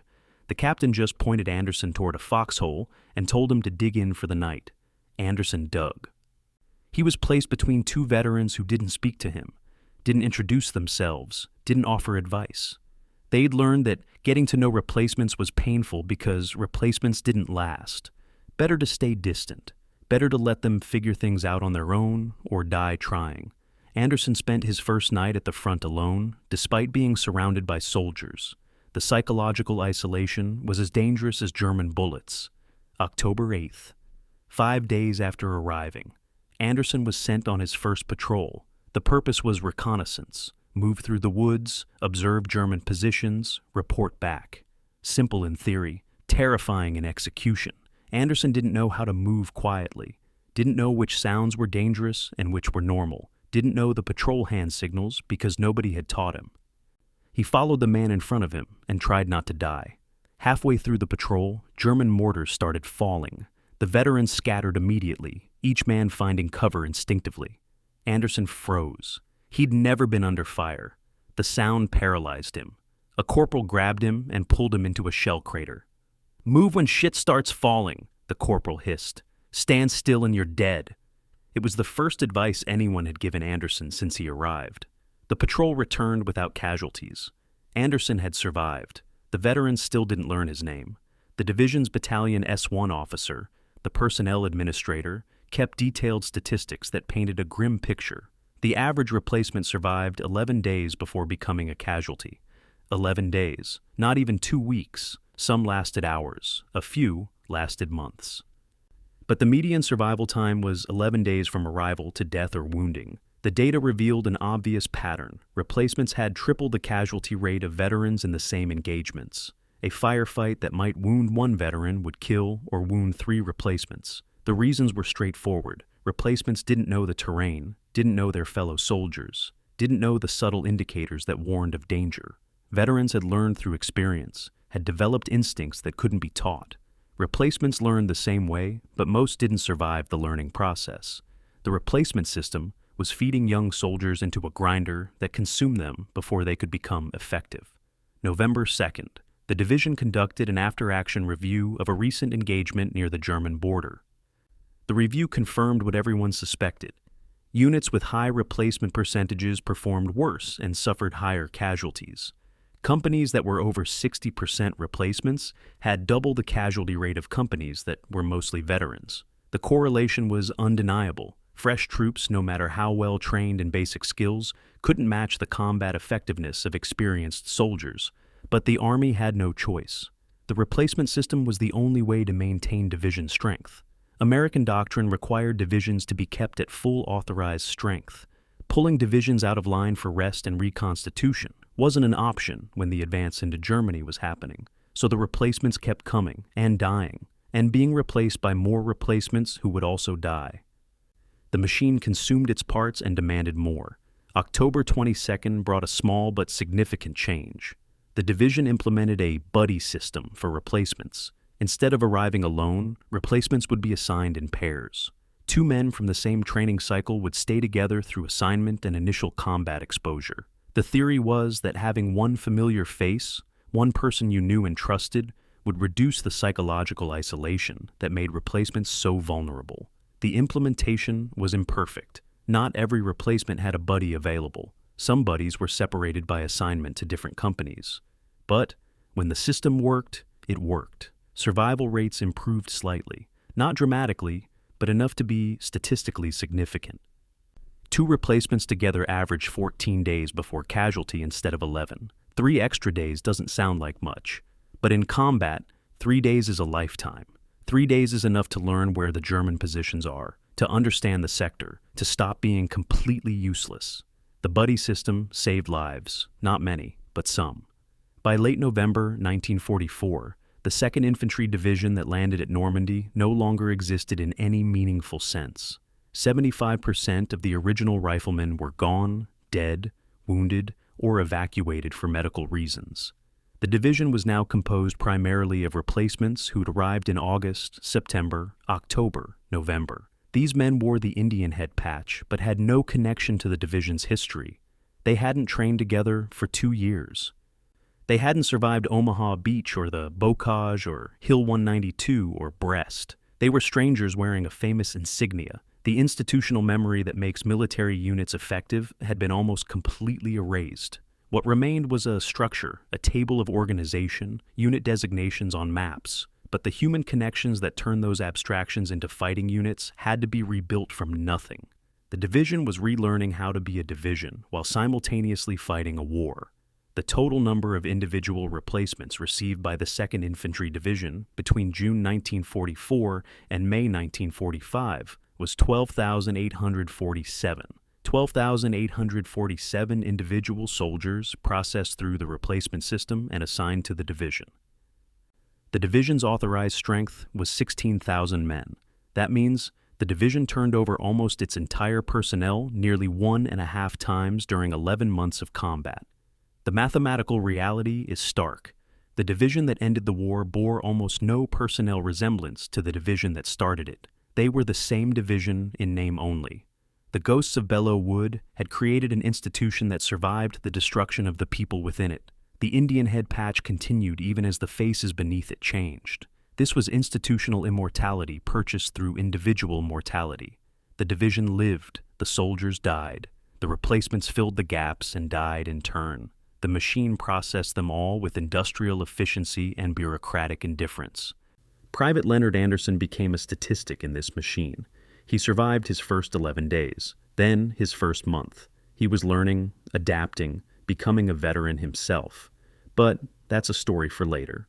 In October 1944, he was just one more replacement, one more young man feeding the insatiable appetite of combat. December 13th, 1944, Elsenborn Ridge, Belgium. The 2nd Infantry Division arrived in a sector that seemed almost peaceful compared to what they'd experienced since June. Rolling hills covered in snow, quiet forests, small Belgian villages untouched by fighting. The division's mission was to prepare for an attack on the Roer River dams that controlled flooding potential in the Rhine Valley. It was a straightforward tactical problem. Advance east, seize the dams, deny the Germans the ability to flood the approach routes into Germany. The soldiers welcomed it. After Normandy, after Brest, after the grinding advance across France and Belgium, a clear objective with defined tactics felt almost relaxing. They began preparing assault plans, stockpiling ammunition, conducting reconnaissance, standard pre-attack procedures. December the 13th was cold but calm. December 16th would be different. December 16th, 05:30. The world came apart. German artillery erupted across the entire Ardennes sector with an intensity that rivaled anything the Americans had experienced. Thousands of guns firing simultaneously. The barrage lasted 90 minutes. Soldiers in their foxholes initially thought it was American artillery falling short, a tragic friendly fire incident. Then the reports started coming in from outposts, German infantry advancing, tanks identified as Panthers and Tigers, movement all along the front. This wasn't a local counterattack. This was something much larger. By mid-morning, the scope became clear. Hitler had launched Wacht am Rhein, Watch on the Rhine, his last great offensive in the West. 3 German armies, over 400,000 men, were attacking through the Ardennes toward Antwerp, trying to split the Allied armies and force a negotiated peace. The 2nd Infantry Division was directly in their path. December 17th, 1400 hours. The division received new orders that overrode everything they'd been planning. Forget the Roer dams. Forget the offensive. The 99th Infantry Division to their south was collapsing under German assault. The 2nd Division would hold Elsenborn Ridge at all costs. Those 3 words, at all costs, appear in military orders with disturbing frequency. They mean exactly what they say. The position will be held regardless of casualties, regardless of supplies, regardless of whether it's tactically sound. The ridge would be held because losing it would allow German armor to break through into the American rear, and the entire front would collapse. The soldiers understood what at all costs meant. They'd heard it before. At Hill 192, it meant 1,200 casualties in 48 hours. At Elsenborn Ridge, it would mean much worse. The temperature on December the 17th was 10 degrees Fahrenheit. By December 18th, it had dropped to 10 below zero. Soldiers began the miserable work of digging defensive positions in frozen ground. The earth was hard as concrete. Entrenching tools bounced off, picks shattered. Some soldiers used explosives, small charges that blasted craters in the frozen soil that could then be scooped out and expanded into foxholes. Others found rocky areas where digging was impossible and built sangars, stone fortifications above ground.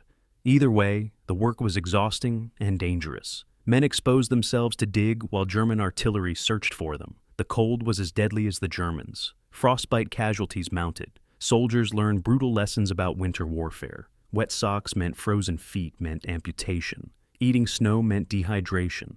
Touching metal with bare skin meant the skin stuck and tore. The training at Camp McCoy 2 years earlier suddenly became relevant. The men who'd cursed those Wisconsin winters now blessed them. At least they knew how to survive cold. December 18th brought the first major German assault on Elsenborn. Elements of the 1st SS Panzer Division and 12th SS Panzer Division, elite units with combat experience from Normandy and the Eastern Front, attacked the ridge from multiple directions. These weren't conscripts or old men or boys. These were veteran soldiers supported by modern armor and determined to break through. The fighting was savage. German infantry advanced in the snow, difficult to see, difficult to target.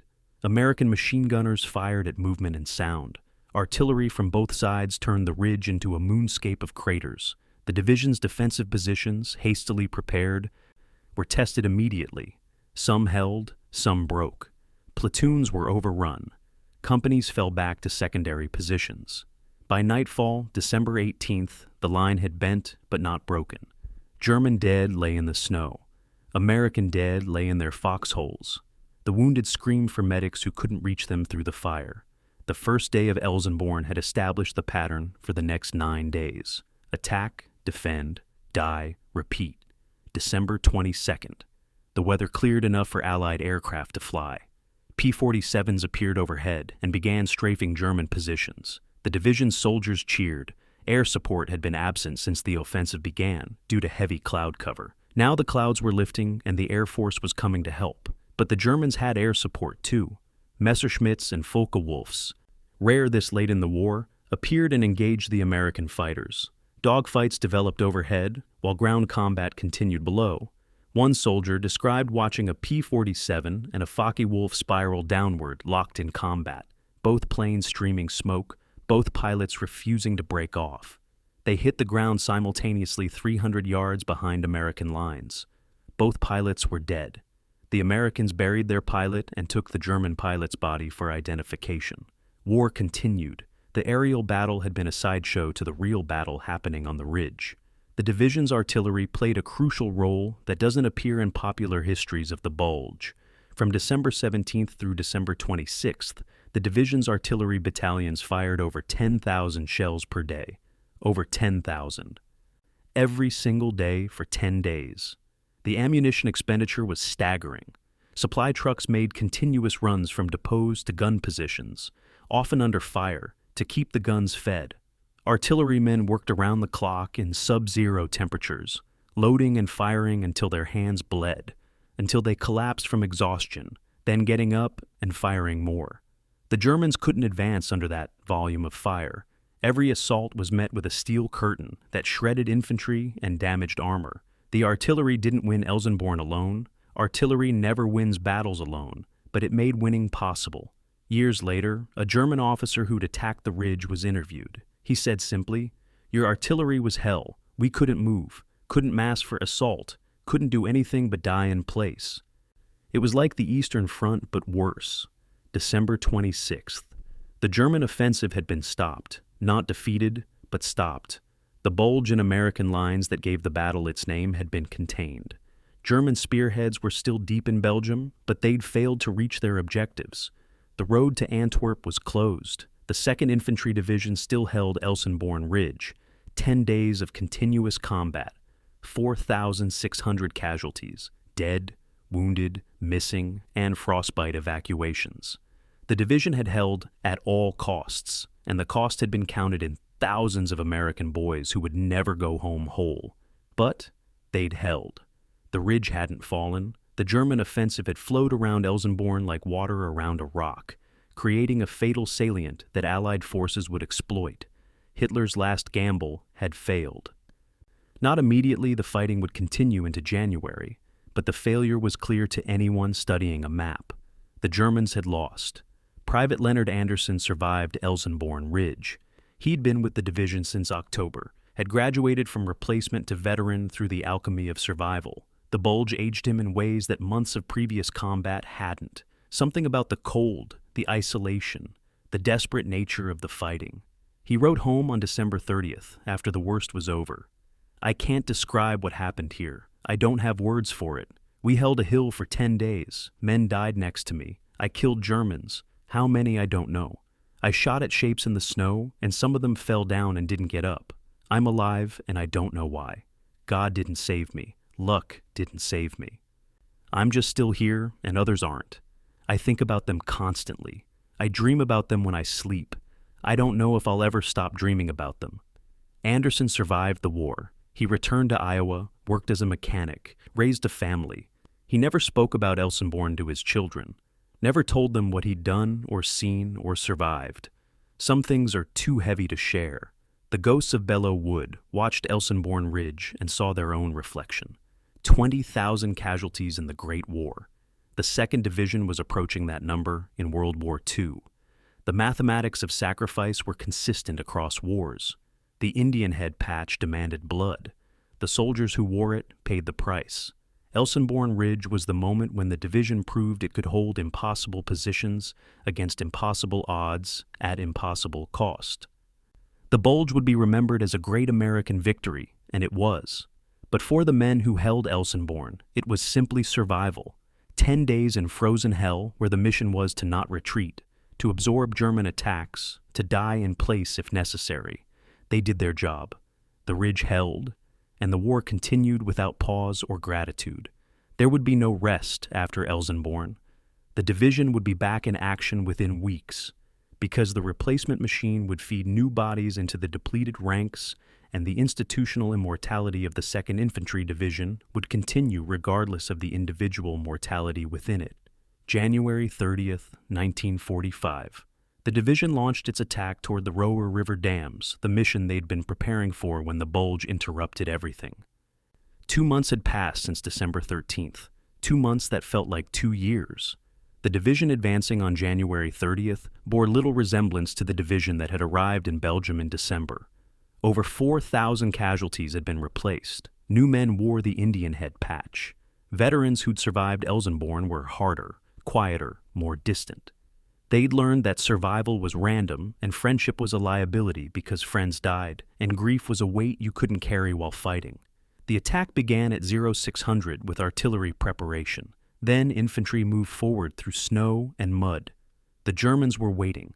February 10th marked 2 weeks of continuous offensive operations. The division had advanced 8 miles in 14 days, less than a mile per day. The contrast to August 1944 was crushing. In August, after the Normandy breakout, the division had advanced over 6 miles per day. They'd raced across France, accepted German surrenders by the hundreds, felt like victors. Now they were grinding forward through frozen mud, fighting for every yard, and the Germans weren't running. They were defending every position with the desperation of men who knew they were defending their homeland. The cost for those 8 miles was 1,200 casualties, 150 casualties per mile. The mathematics were worse than Normandy. The division was learning that late-war Germany would be the hardest fighting of the entire campaign. The soldiers attacking in February 1945 were exhausted in ways that sleep couldn't fix. Physical exhaustion was constant.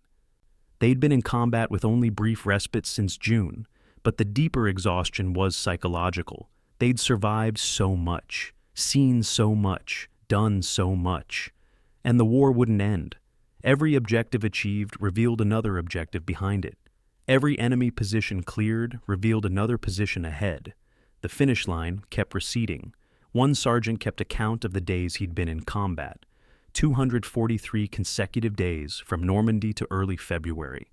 243 days of being shot at, of shooting back, of watching friends die, of wondering when his turn would come. He wrote in his journal, "I'm not afraid of dying anymore. I'm afraid of never stopping, afraid the war will last forever, and I'll just keep walking forward until I'm too old to walk." The sentiment was widely shared. The division had been fighting for 8 months without a real break.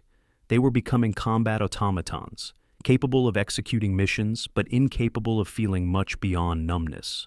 February 23rd brought the division to the Roer River dams. Mission accomplished. Except the Germans had destroyed the floodgates before withdrawing. Water was pouring through the destroyed mechanisms, flooding the river valley below, turning the Roer into a torrent that couldn't be crossed. The mission had been to capture the dams intact to prevent exactly this flooding. The division had fought for weeks, lost 1,200 men, reached the objective, and the objective was worthless. The Germans had won anyway. The flooding would delay Allied crossings of the Roer by 2 weeks minimum. 2 weeks that the Germans would use to prepare defenses further east. The division's sacrifices in January and February had accomplished nothing strategically. Tactically, they'd taken their objectives. Strategically, those objectives didn't matter. The soldiers didn't understand grand strategy. They just understood that they'd bled for dams that didn't work anymore. March 5th. The Roer River Valley was still flooded. The division waited in reserve positions while engineers worked to make the river crossable. The soldiers watched water slowly recede, revealing mud flats and debris. They cleaned weapons, wrote letters, slept when they could. Some played cards. Others just stared at nothing, their minds elsewhere, processing experiences that defied processing. The division chaplain noted in his reports that religious service attendance had dropped by half since Normandy. "The men have stopped asking God for help," he wrote. "They've concluded either God doesn't listen or God doesn't care. I don't have answers that satisfy them." Faith is often a casualty of extended combat. Soldiers who prayed fervently in June were cynical atheists by March. They'd seen too much random death to believe in divine providence. The good died as often as the bad. Prayer didn't stop bullets. God, if he existed, was watching from a distance and not interfering. March 8th. The division finally crossed the Roer River against scattered resistance. The Germans were pulling back, trading space for time, trying to establish defensive lines closer to the Rhine. The pursuit began again, but it felt different than August. In August, the Germans had been routed, disorganized, fleeing. Now they were conducting a fighting withdrawal, deliberate and controlled. They'd retreat a few miles, establish a position, delay the Americans, then retreat again. It was professionally executed and frustratingly effective. The division couldn't bring the Germans to decisive battle because the Germans refused to stand still long enough.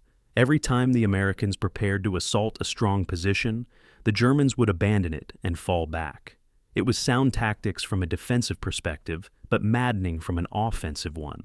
The German units defending in early 1945 were, on paper, inferior to what the Allies had faced in Normandy. These were Volksgrenadier divisions, People's Infantry, composed largely of old men, boys, and soldiers recovering from wounds.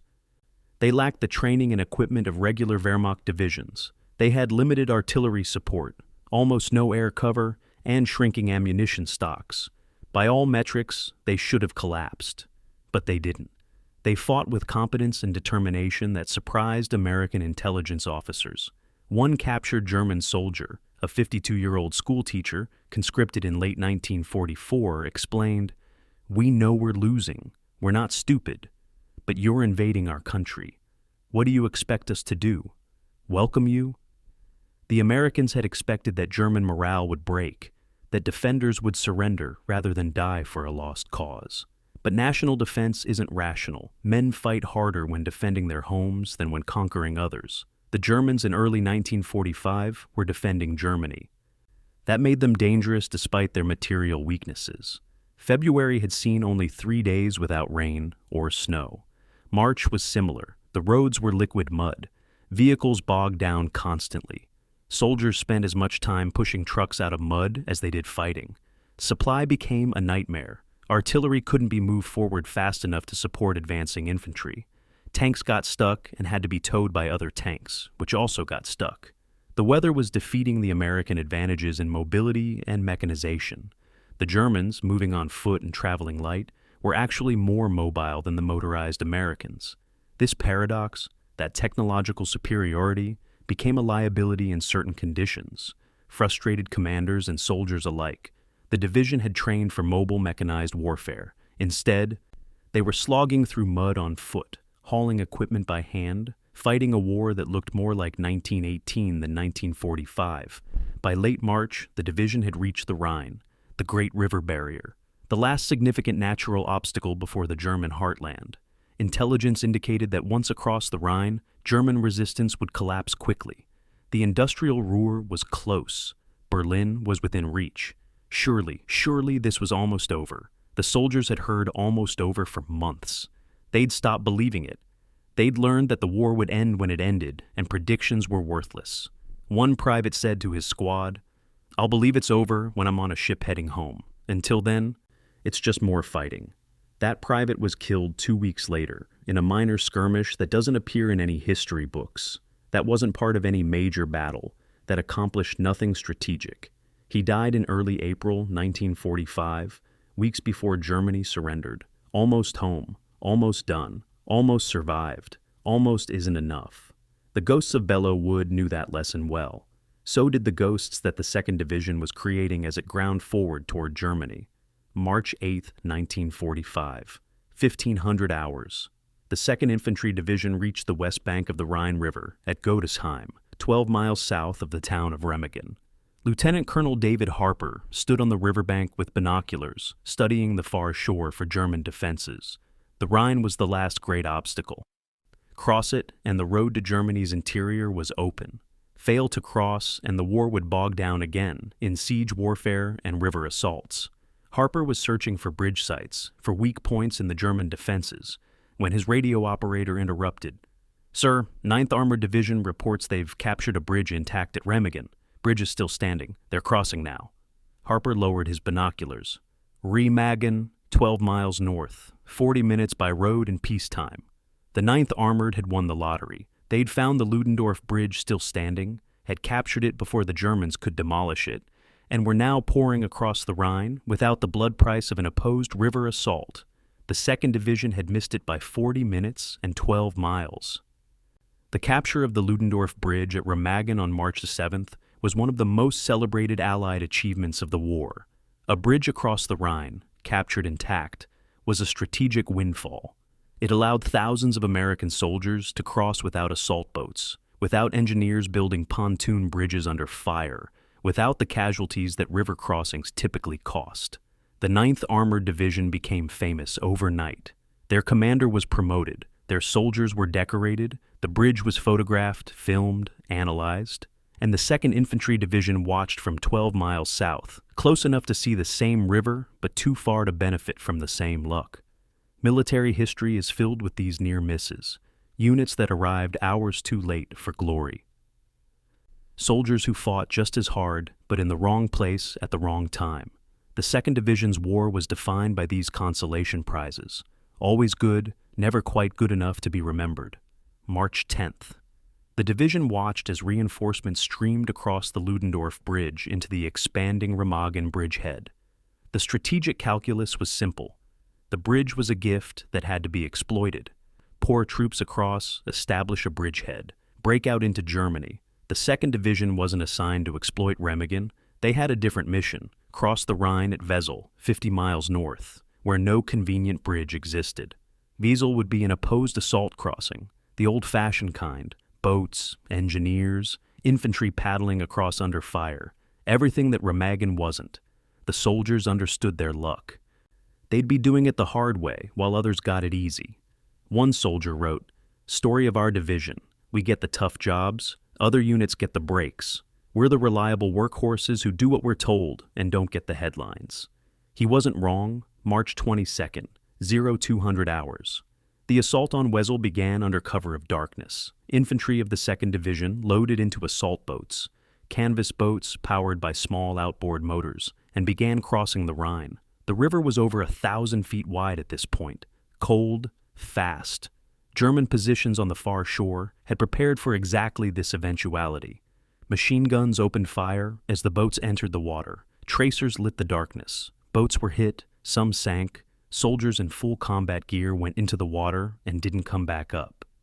Other boats made it across, and infantry scrambled up the far bank, firing at muzzle flashes, trying to suppress defenders long enough for follow-on waves to land. The crossing was chaotic but successful. By dawn, March 22nd, the division had established a foothold on the east bank of the Rhine. Casualties were surprisingly light, 127, much lighter than feared. Maybe the Germans were finally running out of defenders. Maybe their will to fight was breaking. Maybe. March 23rd, 1800 hours. Division engineers completed construction of a pontoon bridge across the Rhine at Wesel, a floating bridge made of inflatable pontoons and metal decking, capable of supporting tanks and heavy vehicles. Engineering corps had become very good at building these bridges. They'd done it dozens of times across dozens of rivers from Normandy to the Rhine. The Wesel Bridge was textbook perfect, built in 72 hours under occasional fire with minimal casualties. Once completed, the division's armor and artillery began crossing. The Rhine, that great barrier that had protected Germany for centuries, had been bridged in 3 days. The strategic significance was clear. The Allies were in Germany to stay. There would be no pushing them back across the river, no repeating the bulge. The Rhine was behind them. Germany's heartland lay ahead.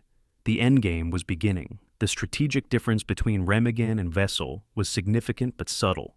Remagen opened a southern route into Germany toward the Ruhr industrial region and eventually toward Bavaria. Wesel opened a northern route toward the North German plain and eventually toward Berlin. Both were important. Both contributed to the final Allied victory. But Remagen got the fame because it was unexpected, dramatic, lucky. Wesel was expected, professional, earned. The 2nd Division's crossing at Wesel was technically more impressive than the Remagen capture. Building a bridge under fire and crossing a defended river is harder than capturing an existing bridge. But technical impressiveness doesn't make headlines. Luck and drama do. The 9th Armored Division would be remembered for Remagen.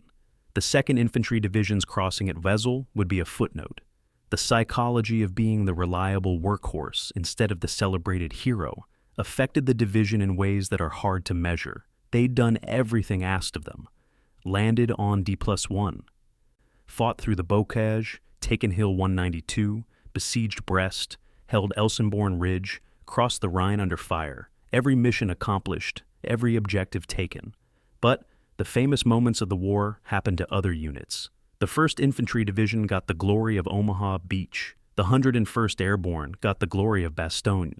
The 9th Armored got the glory of Remagen. The 2nd Division got the satisfaction of professional competence, and not much else. One officer, writing after the war, captured this dynamic. We were the division that could be counted on. That's not nothing, but it's not fame either. History remembers the spectacular, not the reliable. March 25th. The division began its advance into Germany proper, beyond the Rhine, into the territory where German would be spoken by civilians and road signs would be in German script. This was the land they'd been fighting towards since June. 9 months of combat to reach this point. Over 12,000 casualties to get here. The soldiers felt no particular triumph. Germany looked like France and Belgium, fields and farms and towns. The civilians looked like civilians everywhere, frightened and desperate. The enemy soldiers looked like soldiers they'd been fighting for months, tired and beaten, but still fighting. Crossing the Rhine hadn't changed the fundamental nature of war. It was still violent, still deadly, still seemingly endless. The division had chased the ghost of September 1944 for 8 months. That ghost of rapid exploitation and victorious advance. They'd never caught it. Probably never would. The war would end someday, but not because of spectacular breakthroughs. It would end because of grinding attrition. The 2nd Division understood attrition. They'd been practicing it for 9 months. Private Leonard Anderson crossed the Rhine in the 2nd wave on March 22nd. He'd survived Elsenborn, survived the advance to the Roer, survived the river crossing. He was a veteran now, by any measure, 6 months in combat. That made him practically ancient compared to the constant stream of replacements. Anderson had stopped counting days, stopped making plans, stopped thinking about the future beyond the next mission. Survival required living in the moment. The moment was Germany. The moment was another town to clear, another field to cross, another enemy position to assault. Anderson would survive the war. Would return home, would try to forget and fail to forget. But in March 1945, he didn't know he'd survive. Nobody knows that while they're still fighting. All he knew was that the Rhine was behind him and Germany was ahead, and the war continued without pause. The Ludendorff Bridge at Remagen was someone else's story. The assault boats at Wiesel were his. History wouldn't remember him. The 2nd Division would barely be remembered, but Anderson would remember. That would have to be enough. March 25th, 1945, the 2nd Infantry Division received orders from 7th Corps. Advance east, move as fast as possible, bypass resistance when practical. Don't wait for flanking units. These were exploitation orders, the kind the division had trained for in 1941 and 1942. The kind they'd executed briefly in August 1944. The kind they'd been denied for most of the war. The difference was that in March 1945, the German army was finally, truly collapsing. Not everywhere, not completely, but in enough places that rapid advances were possible. The division's lead elements began moving at dawn. By nightfall, March 25th, they'd advanced 15 miles. 15 miles in one day. More than they had gained in a month during the winter fighting. The taste of victory, real victory, was intoxicating.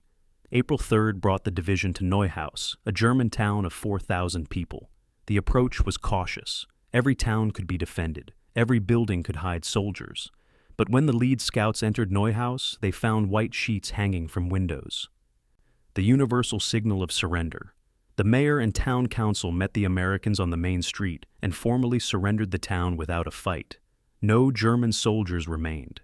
The Wehrmacht had pulled out the previous night. The civilians were exhausted, frightened, and ready for the war to end. One older woman told an interpreter, "We knew you were coming. The soldiers told us to fight. We told them to leave. This is our town. We're not destroying it for Hitler." The surrender was formalized in a document signed by the mayor. The 2nd Division became the town's occupation force. It was the first German town to surrender to them without fighting. It wouldn't be the last. The division's advance across Germany in April was unlike anything they'd experienced. Towns surrendered. Enemy soldiers appeared on roads with hands raised. Columns of Wehrmacht infantry marched westward, trying to surrender to Americans before the Russians caught them from the east. The organized German defense was fracturing. Units were still fighting in some sectors. The SS and fanatical Hitler Youth were resisting to the death. But the regular army, the conscripts, and older men and tired veterans were done. They'd fought for years. They'd lost. Continuing resistance meant dying for nothing. So they surrendered, by the hundreds, then by the thousands. The division's prisoner cages were overflowing. Processing captured soldiers became a logistics problem. There weren't enough MPs to guard them all. The solution was practical and improvised. Take their weapons, point them west, tell them to walk toward Allied lines. Most complied. What choice did they have? April 12th. News reached the division. President Franklin Roosevelt had died. Heart attack at Warm Springs, Georgia. Harry Truman was now president. The soldiers received the news with muted reaction. Roosevelt had been president for their entire adult lives. He'd led America through the Depression and most of the war. His voice on the radio was as familiar as their own fathers' voices. But his death didn't change the war, didn't stop the advance. The division paused for a memorial service.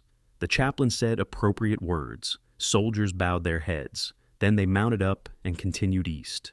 There was a war to finish. Roosevelt would have wanted it finished. That was the best memorial they could give. Complete the mission. April 18th. The division reached the Czechoslovak border. The town of Reichenberg, now Liberec in modern Czech Republic. Intelligence said the border was lightly defended. The division prepared to cross and continue the advance. Then, new orders. Halt. Do not enter Czechoslovakia. Political considerations. The Russians were advancing from the east. Czechoslovakia was in the Soviet sphere of influence. American forces were not authorized to liberate territory the Russians considered theirs. The division stopped at the border and watched German civilians stream westward, fleeing the approaching Red Army. Thousands of refugees on the roads, women, children, old men, pushing carts, carrying bundles, looking terrified. They'd heard stories about Russian revenge for German atrocities in the Soviet Union. The stories were mostly true. The refugees begged American soldiers for protection, for passage west, for anything. The soldiers couldn't help. Orders were orders. Don't cross the border. Don't interfere with refugees. Maintain position. April 25th. The division captured Reichenberg itself, on the German side of the border, a city of 80,000, or it had been before the war. Now it was swollen with refugees to perhaps double that. The city surrendered without resistance, but it was filled with displaced persons, forced laborers who'd been brought to Germany from across occupied Europe, Poles, Russians, French, Italians, Jews who'd somehow survived the camps, all of them far from home, all of them traumatized, all of them looking to the Americans for food, for protection, for passage home. The division was now administering a city twice the size of any town most soldiers came from. They weren't trained for this, weren't equipped for this, weren't prepared for the human devastation that victory revealed. Combat was clear, enemy there, kill enemy, mission accomplished. This was murky. Former slave laborers who hated Germans and wanted revenge. German civilians who claimed they knew nothing about slave labor camps. Collaborators trying to hide. Resistance fighters looking for collaborators to punish. The division became policemen, judges, and social workers. It was harder than combat in some ways. In combat, you knew who the enemy was. The division's advance in April covered over 400 miles, from the Rhine to Czechoslovakia, through the heart of Germany. They liberated 87 towns and cities. They captured over 14,000 prisoners. They suffered only 312 casualties, the lowest monthly total since landing at Normandy. The mathematics were finally in their favor, but the human toll wasn't measured in casualties anymore. It was measured in moral complexity. The division had crossed from being warriors to being occupiers, from destroyers to administrators. The transition was jarring. One captain wrote, "When we were just fighting, everything made sense. Now we're supposed to feed German civilians who supported Hitler, supposed to protect refugees who might be criminals, supposed to maintain order in cities where everyone lies about what they did during the war. I preferred combat. At least in combat, I knew my job. The prisoners the division captured in April were a cross-section of the Wehrmacht's collapse. Teenagers in uniforms too big for them, men in their 50s too old to fight effectively. Wounded soldiers who'd been released from hospitals to defend Germany in its death throes. Foreign conscripts, Russians and Poles forced into German service, surrendering at the first opportunity. The occasional SS fanatic who had to be killed because he refused to surrender. Processing these prisoners meant interviewing them, categorizing them, deciding who was a war criminal and who was just a soldier. The division's intelligence officers weren't trained for Nuremberg-level interrogation. They did their best. Obvious SS members were segregated and sent to special camps. Officers were separated from enlisted, but most prisoners were just documented and sent west to prison camps. The sheer volume made careful processing impossible.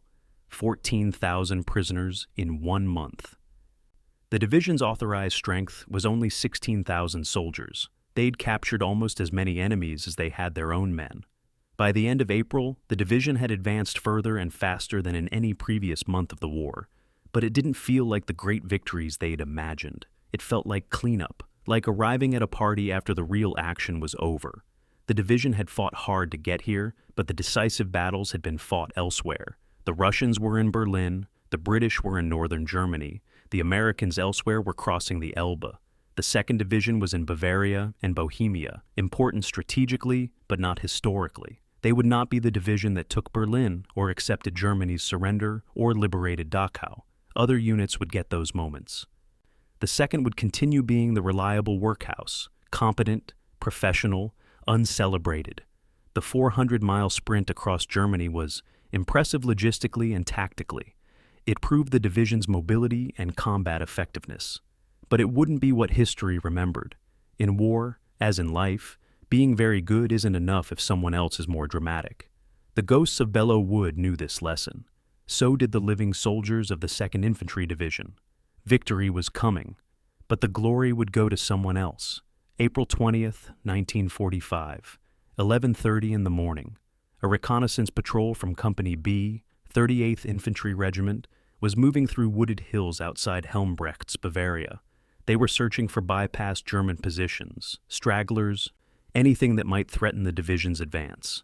Staff Sergeant Michael Torres led the patrol, 8 men walking in loose formation through pine forest. They smelled it before they saw it, a stench that made men gag. That was wrong in ways smell shouldn't be wrong. Torres signaled halt. They approached carefully, weapons ready, expecting a battlefield, expecting corpses from a recent engagement. What they found was worse than any battlefield. It was a camp, barbed wire, wooden barracks, and bodies. Dozens of bodies, living bodies that looked like corpses. Skeletal figures in striped uniforms, staring at them with eyes that had seen things American soldiers couldn't imagine. Torres called for his lieutenant. "Sir, you need to see this. I don't know what this is, but you need to see it."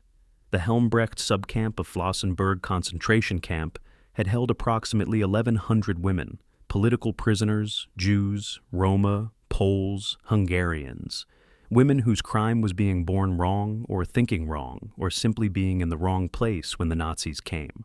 The SS guards had fled 2 days before the Americans arrived, abandoning the prisoners to die or survive on their own. Some prisoners were still in the barracks, too weak to move. Others had wandered into the surrounding woods looking for food. Many had died in the days between the SS fleeing and the Americans arriving. The patrol's medic, Corporal James Patterson, had never seen human beings in this condition. Starvation so severe that bones were visible beneath skin, open sores infected and untreated. Diseases that medical training at Fort Sam Houston had covered only theoretically. Patterson began triage instinctively. Check for vital signs, assess who could be saved, start with the most urgent cases. But there were too many. He called for help. By 1300 hours, the division's medical battalion had arrived at Helmbrechts with ambulances, supplies, and doctors. They set up a field hospital in the least damaged barracks. The medical personnel were unprepared for what they encountered. Captain David Katz, the division's psychiatrist and a Jewish officer from New York, interviewed survivors through interpreters. He learned about the camp system, about selections, about gas chambers at the main camps, about starvation and torture and medical experiments, about a systematic attempt to exterminate an entire people. Katz documented everything, took notes, recorded testimony. At day's end, he wrote in his private journal, "We thought we knew why we were fighting. We thought it was about territory and politics and stopping aggression. We didn't know. We couldn't have known. This is evil of a magnitude I didn't think existed. Every soldier should see this, should know what we've been fighting against." Katz would spend the rest of his career treating Holocaust survivors and testifying at war crimes trials. Helmbrechts changed him fundamentally. April 21st. Division Commander Major General Robertson arrived at the camp. He walked through the barracks in silence, looked at the survivors, studied the evidence. Then he issued orders. Every off-duty soldier in the division would be rotated through the camp. They needed to see this, needed to understand. Combat soldiers are often cynical about war's purposes. They fight because they're ordered to fight, because their buddies depend on them, because going home requires winning.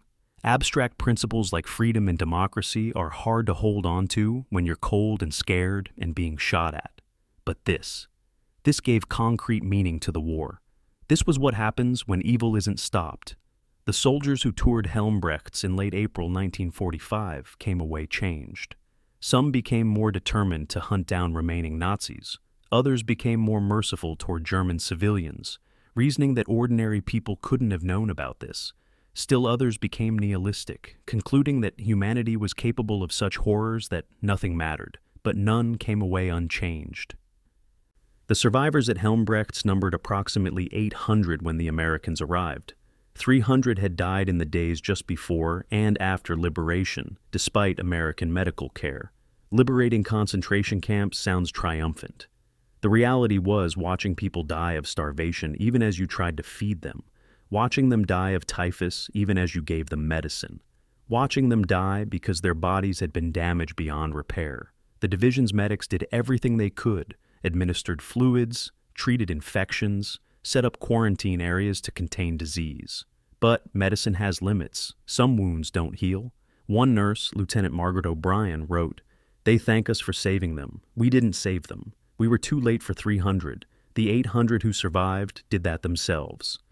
We're just witnesses to their survival."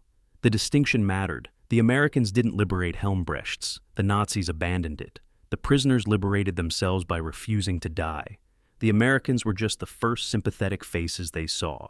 April 22nd. The division held a memorial service at Helmbrechts for those who had died there. They buried 140 bodies found in the camp and its surroundings. German civilians from nearby towns were ordered to attend the burial, to witness, to bear responsibility. Many claimed ignorance. "We didn't know," they said. "The camp was hidden. The SS didn't tell us what was happening." Whether true or false, the ignorance didn't absolve. The chaplain read a brief service. No theology, no attempt to reconcile this evil with divine providence. Just Psalm 23 and a commitment. We will remember, we will tell the world, this will not be forgotten. The German civilians stood in silent witness. Some cried, some appeared genuinely shocked. Others looked away, unable or unwilling to confront what their government had done. After the service, the Americans returned to their units. The war continued, but something had changed. The documentation of Helmbrechts was systematic. The division's photographer took over 400 photographs. Every barrack, every survivor who could be photographed with consent, every piece of evidence. The SS had destroyed most camp records before fleeing, but enough documentation remained to understand the camp's purpose and operation. The photographs and testimonies were sent to higher command, eventually reaching war crimes investigators preparing for the Nuremberg trials. Helmbrechts was a small camp compared to Auschwitz or Bergen-Belsen. It didn't have gas chambers, but it was part of the same system, same ideology, same cruelty, same evil. The survivors' testimonies revealed that many had been in multiple camps, had survived selections at Auschwitz before being sent to Flossenburg and then its subcamps. They were among the handful who survived the entire machinery of the Holocaust. Their testimony would help convict the architects of genocide. The division chaplain reported a 40% increase in religious service attendance in the week following Helmbrechts. Soldiers who'd stopped praying months ago were praying again. not prayers of supplication, prayers of gratitude for being born American, for being on the right side, for fighting against this, and prayers of confusion. How does a loving God permit Helmbrechts? The chaplain had no answers that satisfied. The problem of evil is philosophy's oldest question. Helmbrechts gave it new urgency. Some soldiers found their faith strengthened by witnessing evil and choosing to oppose it. Others lost their faith entirely, concluding that no God worthy of worship would permit such horrors. The chaplain listened to both responses and offered what comfort he could. He didn't judge. How could he? He was as shaken as any soldier. Private Leonard Anderson was among those who toured Helmbrechts.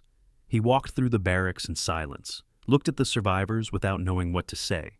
One woman, a Polish Jew named Sarah Feldman, grabbed his hand and spoke in Yiddish that the interpreter translated, "You came. We didn't think anyone would come. We thought the world had forgotten us." Anderson didn't know how to respond. He mumbled something inadequate about being glad she survived. Feldman smiled, a skeletal face attempting joy. "You're young," she said. "You'll go home. Remember us. Tell people what happened here. Don't let them forget." Anderson promised. He kept that promise. After the war, he spoke at his children's schools about what he'd seen at Helmbrechts. He contacted Holocaust education organizations. He testified at a war crimes trial in 1961. He remembered. That was all Feldman had asked. That was all he could give. Helmbrechts taught the 2nd Infantry Division what they'd been fighting for. They thought it was about stopping German aggression, about defending democracy, about strategic objectives. Those things were true, but the deeper truth was revealed at Helmbrechts. They'd been fighting against an evil that sought to erase entire peoples from existence. Knowing that changed how soldiers understood their service. They hadn't just been following orders. They'd been doing something necessary, something just. The ghosts of Belleau Wood had fought the Germans in a war of empires and territory. The 2nd Division in World War II had fought something worse. And winning that fight, regardless of the cost, had been worth it. Helmbrechts proved that beyond doubt. February 15, 1945. Division psychiatrist Captain Harold Wagner sat in a tent behind the front lines, reviewing statistics that told a story the Army didn't want to hear. Psychiatric evacuations were now equaling wounded in action rates. For every soldier shot by a German, another soldier was breaking down from what the Army called combat exhaustion. The terminology was deliberate, not shell shock like the Great War, not nervous breakdown like civilians had. Combat exhaustion. It sounded temporary, fixable, something rest could cure. Wagner knew better. He'd been with the division since Normandy. He'd watched men crack under pressure that exceeded human tolerance. The statistics were clinical, but the reality was young men sobbing uncontrollably, or staring at nothing for hours, or becoming violent toward their own comrades. Wagner's report to division command was blunt. "We are breaking soldiers faster than we can replace them. The human mind has limits. This division has exceeded those limits."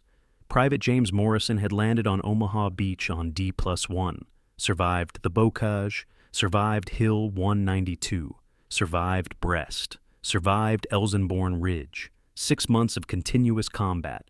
He was a model soldier, 3 Bronze Stars for valor, sergeant stripes, respected by his men, trusted by his officers. Then, on March 15th, during a routine patrol near the Rower River, Morrison stopped walking. Just stopped. His squad leader asked what was wrong. Morrison didn't respond, didn't move, stood in the middle of a muddy road staring at his hands. After 5 minutes, the squad leader physically shook him. Morrison looked up with eyes that didn't recognize anyone. He began screaming, incoherent words about bodies and blood and hedgerows. It took 3 men to restrain him. He was evacuated to the division's exhaustion center. He never returned to combat. The Army classified him as combat exhaustion, temporary. Morrison would spend the next 40 years in and out of VA psychiatric hospitals. Temporary was a lie. The division established an exhaustion center 10 miles behind the front lines in March 1945, a collection of tents with cots, hot food, and psychiatrists. The theory was sound. Remove soldiers from combat stress, give them 72 hours of rest, return them to duty. Return-to-duty rate was 15%. 15% recovered enough to go back. The other 85% were evacuated to rear area hospitals and never came back to the division. The center treated approximately 60 soldiers per week in March and April.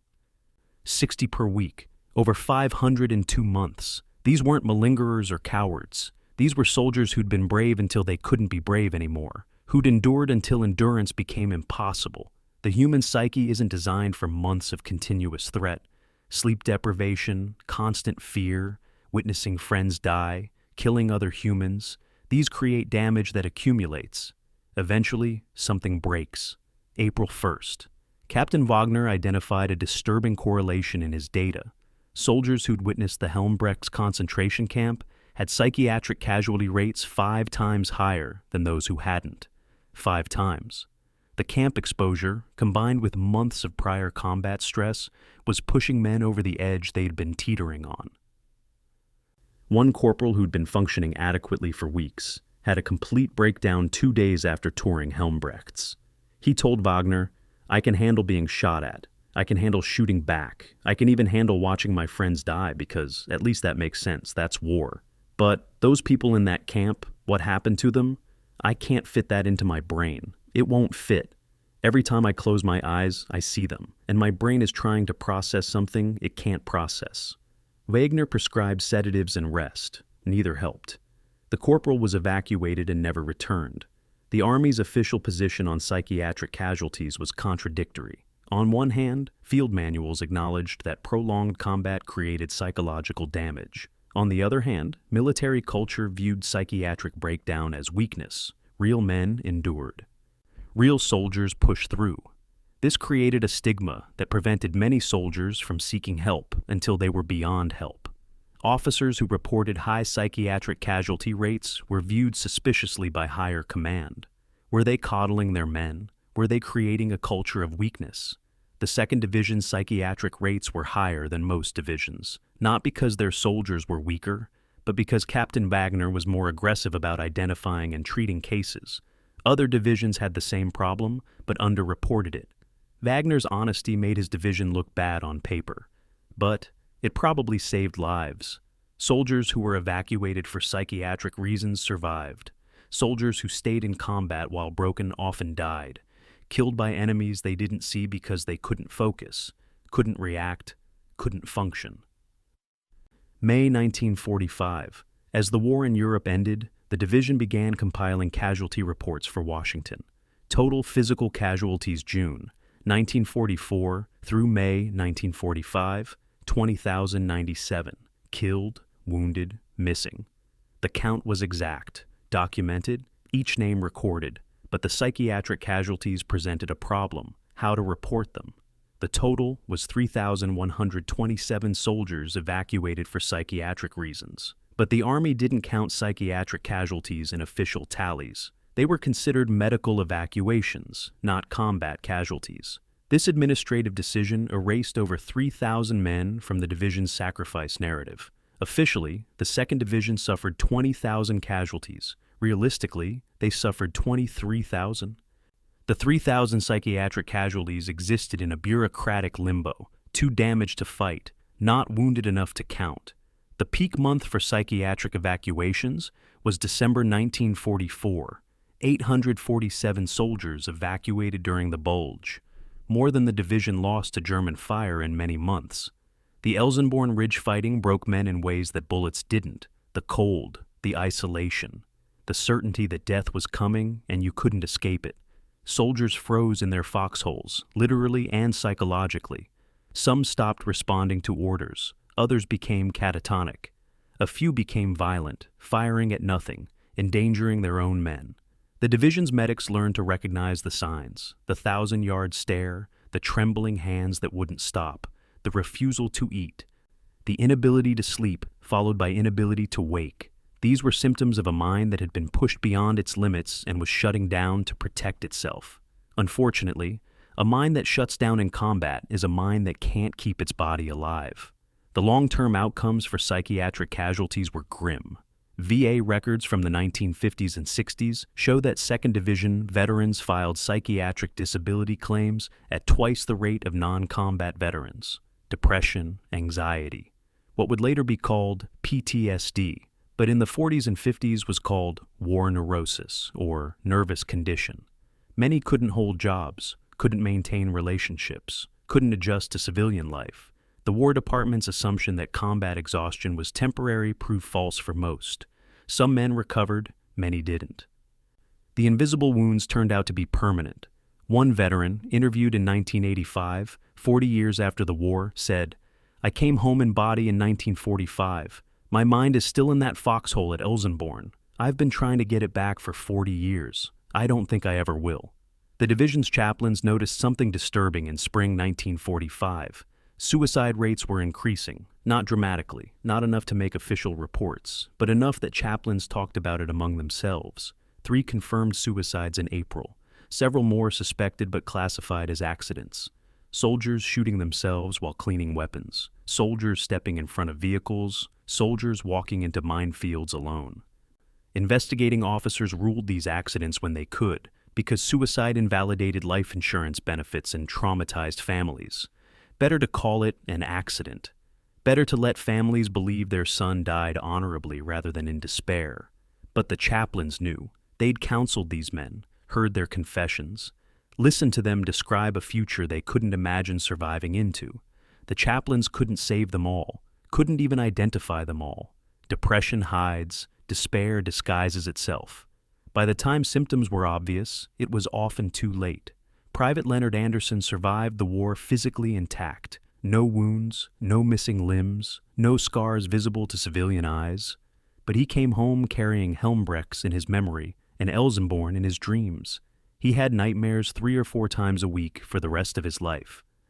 Always the same themes: friends dying while he watched helplessly, Germans advancing while his weapon jammed, being lost in snow unable to find his unit. He woke screaming often enough that his wife learned to sleep lightly, ready to shake him awake. Anderson never sought VA psychiatric treatment, never filed a disability claim. He was functional, held a job, raised children, but he was also damaged in ways that 1940s medicine couldn't treat and 1940s culture couldn't acknowledge. He managed his symptoms through silence and stoicism and alcohol. It wasn't healthy, but it was survival, and survival was what he learned in the war. Keep going, don't stop. Don't think too hard about what you've seen or done. Just keep going. Anderson kept going until 1993 when his heart finally stopped. At his funeral, his children learned for the first time that their father had been at Helmbrechts. He'd never told them. Some burdens are too heavy to share. The 2nd Infantry Division's invisible casualties, the 3,127 men evacuated for psychiatric reasons, deserve remembrance equal to those who were physically wounded. They fought the same war, faced the same dangers, broke under the same pressures. The only difference was that their wounds didn't bleed. The Army didn't count them. History barely acknowledges them. But they were casualties as surely as the 3,000 dead. Maybe more so because the dead were released from their suffering. The psychiatric casualties carried theirs for decades, some for life. The ghosts of Belleau Wood, created by physical death, found company in ghosts created by psychological death. Both haunted the living. Both demanded remembrance. Captain Harold Wagner spent his post-war career advocating for better psychiatric care for veterans. He testified before Congress, published papers, treated patients. He couldn't save the men who'd broken in his care during the war, but he tried to save the ones who came after. It was, he said in an interview before his death in 1987, the only way he could live with what he'd witnessed. The invisible casualties remained invisible to most, but Wagner saw them. The division's chaplains saw them, their families saw them, and they deserved to be counted, even if the official records refused to count them. May 3, 1945. The 2nd Infantry Division received orders to advance on Pilsen, Czechoslovakia. German resistance in the region remained organized despite the general collapse elsewhere. The mission was straightforward: seize the city, eliminate remaining enemy forces, secure the Škoda armaments works. Simple on paper, complicated in reality, because everyone knew Germany was finished. Hitler was dead, suicide in his bunker on April 30th. Berlin had fallen to the Soviets. German units across Europe were surrendering en masse. But orders were orders. The division mounted up and moved toward Pilsen. Combat soldiers are taught not to question missions. They're taught to execute. But every soldier advancing on Pilsen that day was thinking the same thing. Dying now, this close to the end, would be the worst luck imaginable. Better to go slow. Better to be careful. Better to survive the last days than become the last casualty. The defenders of Pilsen were primarily SS units and Hitler Youth who refused to accept that the war was over. Waffen-SS 1st Panzer Division elements. Hardcore Nazis whose identity was wrapped up in the regime. These weren't conscripts looking for an excuse to surrender.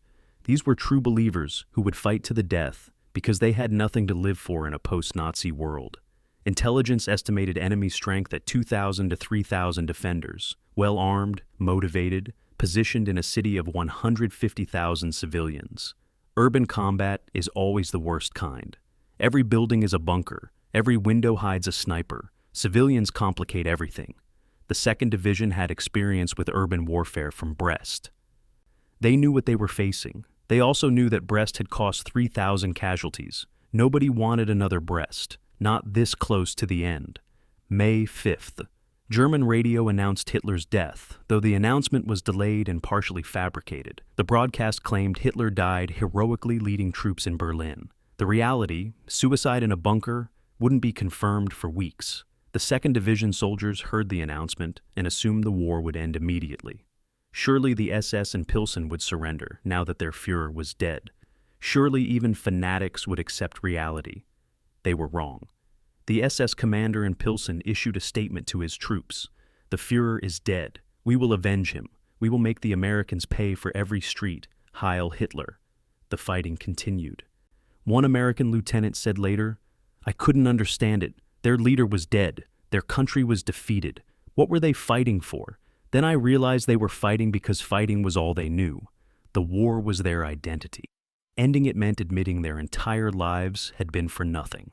May 7th, 1500 hours. The division received a message from Supreme Headquarters Allied Expeditionary Force. Germany has surrendered unconditionally. The war in Europe is over. Effective immediately. Cease offensive operations. Accept German surrenders. Disarm all enemy forces. The soldiers read the message with confusion. The war was over, but they were still fighting. Germans were still shooting at them. Bullets were still flying. The SS in Pilsen hadn't received the surrender order, or were ignoring it. The division halted offensive operations technically, but had to continue fighting defensively. It was a bizarre limbo. Officially at peace, practically still at war. Division command sent radio messages to the SS commander offering terms. A surrender now. No punishment for regular soldiers. War crime suspects would be turned over to Allied justice. The SS response was machine gun fire. May 8th, 0800. The last shots fired by the 2nd Infantry Division in World War II. The final firefight was small, almost anticlimactic. A squad clearing a building in eastern Pilsen encountered 4 SS soldiers who refused to surrender. The SS fired. The Americans fired back. 2 SS were killed. 2 surrendered when they ran out of ammunition. The American squad had no casualties. Just another small engagement in a war that had been full of them, but it was the last. At 0830, the SS commandant in Pilsen finally surrendered at gunpoint. His officers had convinced him that continued resistance was murder, not warfare. The war was over. The guns were silent. The 2nd Infantry Division's war had ended not with a grand battle, but with a small squad action that nobody would remember. The soldiers felt nothing dramatic. No celebration, no relief, just numbness. They'd survived. That was enough. May 9th, Victory in Europe Day. The division assembled in Pilsen's main square for a formal ceremony. Speeches were given, flags were raised, someone produced a case of liberated Pilsner beer, and soldiers drank to victory and absent friends. The celebration was muted. These men had been fighting for 11 months. 303 days in combat. They were exhausted physically and psychologically. Victory felt less like triumph and more like simply stopping. The killing could stop. The dying could stop. They could sleep without expecting artillery. They could walk without expecting snipers. That was victory, not parades or speeches, just the stopping. One sergeant said to his platoon, "We did it. We survived. Some of us did. Most didn't. Remember them. Honor them. Get drunk if you want, but remember them first. The platoon drank and remembered. The division's casualties for May 3rd through 8th, 127, killed and wounded. 5 days of fighting after everyone knew the war was ending. 127 families who would receive telegrams saying their son died in May 1945. So close, almost home. Almost safe. The last man killed in action was Private Robert Daniels, shot by a sniper at 0730 on May 8th. 30 minutes before the SS commander surrendered. Daniels was 23 years old, married, wife was pregnant with their first child. He'd survived D-Day, survived the Bocage, survived Elsenborn, survived 11 months of combat, then died 30 minutes before the ceasefire. His widow received her telegram on May 15th. The baby was born in August, named Robert Jr., never met his father. Daniel's name appears on the Netherlands American Cemetery wall. He's buried in a grave marked with a cross and a star. The dates say 1922 to 1945. They don't say he died 30 minutes before peace. The division's mission after May 8th was to disarm German units and process prisoners. Thousands of Wehrmacht soldiers surrendered in the days after the ceasefire. They'd been hiding, waiting to surrender to Americans rather than Soviets. The division became jailers and administrators. They searched prisoners for weapons and contraband, documented names and units, separated SS members from regular soldiers. It was tedious work, less dangerous than combat, but more complicated. Judging who was a war criminal and who was just a soldier was beyond most enlisted men's capability. They relied on obvious indicators: SS blood group tattoos, unit patches, documentation. But many SS members had discarded their identifying marks and claimed to be regular Wehrmacht. The division caught some, others escaped. Justice was imperfect. It always is. The strategic significance of Pilsen was real, but limited. The city was a major industrial center. The Skoda works produced tanks, artillery, weapons for the Wehrmacht. Capturing it denied Germany those resources. But by May 1945, Germany didn't need resources. Germany needed to exist, and it no longer did. So Pilsen's capture was tactically successful and strategically irrelevant. Like much of the 2nd Division's war, they accomplished every mission assigned, every objective taken. But the missions that mattered, the strategic victories that determined the war's outcome, happened elsewhere. The division was the reliable workhorse. They did what needed doing, but they weren't in the history books' famous moments. Pilsen would be remembered as the last city liberated in Europe. The 2nd Division would be remembered as the division that liberated it. Small print in history books, a footnote to greater events. Private Leonard Anderson was in Pilsen's main square on May 9th. He drank the liberated beer. He listened to the speeches. He thought about the men who weren't there. Sergeant Courtney, killed in the Bocage. Harper, killed in July. Morrison, evacuated at Elsenborn and never seen again. Dozens more whose names he'd known and forgotten. The dead outnumbered the living in his memory. Victory should have felt sweeter, should have felt earned. Instead, it felt like he'd been lucky. Lucky to be alive. Lucky that German bullets missed him. Lucky that artillery landed elsewhere. Luck wasn't something to celebrate. Luck was embarrassing. Why had he survived when better men died? The question would haunt Anderson for decades. It haunts all survivors. There's no good answer. You survived because you survived. That's all. The alternative was dying, and the dead don't get to question their luck. Anderson put down his beer, half finished. He found a quiet corner of the square and wrote a letter home. War is over. I'm alive. Coming home soon. I love you. I'm sorry for who I've become. I'll try to be better. He never sent the letter, found it in his pack weeks later, and burned it. Better not to warn his family. Better to let them discover gradually what the war had done to him. May 15th, 1945. The 2nd Infantry Division established occupation headquarters in Zwiesel, Bavaria, a town of 7,000, mostly intact, surrounded by mountains and forests. The division's new mission was military government, maintaining order, administering displaced persons camps, processing German civilians for denazification, rebuilding basic services. It was a dramatic shift from combat operations. Soldiers who'd been destroyers for 11 months now had to be builders, or at least administrators. The transition was jarring. Officers trained in tactics and operations now had to manage food distribution and utilities. Sergeants trained to lead assaults now supervised German work crews clearing rubble. Nobody was trained for this. They learned by doing, some adapted, others didn't. June 1st brought the announcement of the point system. Soldiers would be sent home based on accumulated points, 1 point per month of service, 1 point per month overseas, 5 points per combat decoration, 12 points for having children. The magic number was 85 points. Score 85 or higher, and you could go home. Score less, and you stayed in Europe indefinitely. The division assembled to calculate points. High-scoring soldiers, mostly those who'd been with the division since activation in 1940, had enough. Low-scoring soldiers, mostly replacements who'd arrived in late 1944, didn't. The announcement created an instant divide. High-point men were going home. Low-point men were staying. Resentment developed immediately. Why should guys who'd been in combat for 11 months stay while guys who had only been fighting for 6 months left? The logic of the point system was to reward service and sacrifice. The reality was that it felt arbitrary and unfair. July 4th, the division held an Independence Day parade in Nuremberg. Tanks, artillery, infantry in formation. German civilians lined the streets watching silently. Some waved small American flags provided by occupation authorities. Others just stared. What were they thinking? Impossible to know. Maybe they were genuinely celebrating liberation from Nazism.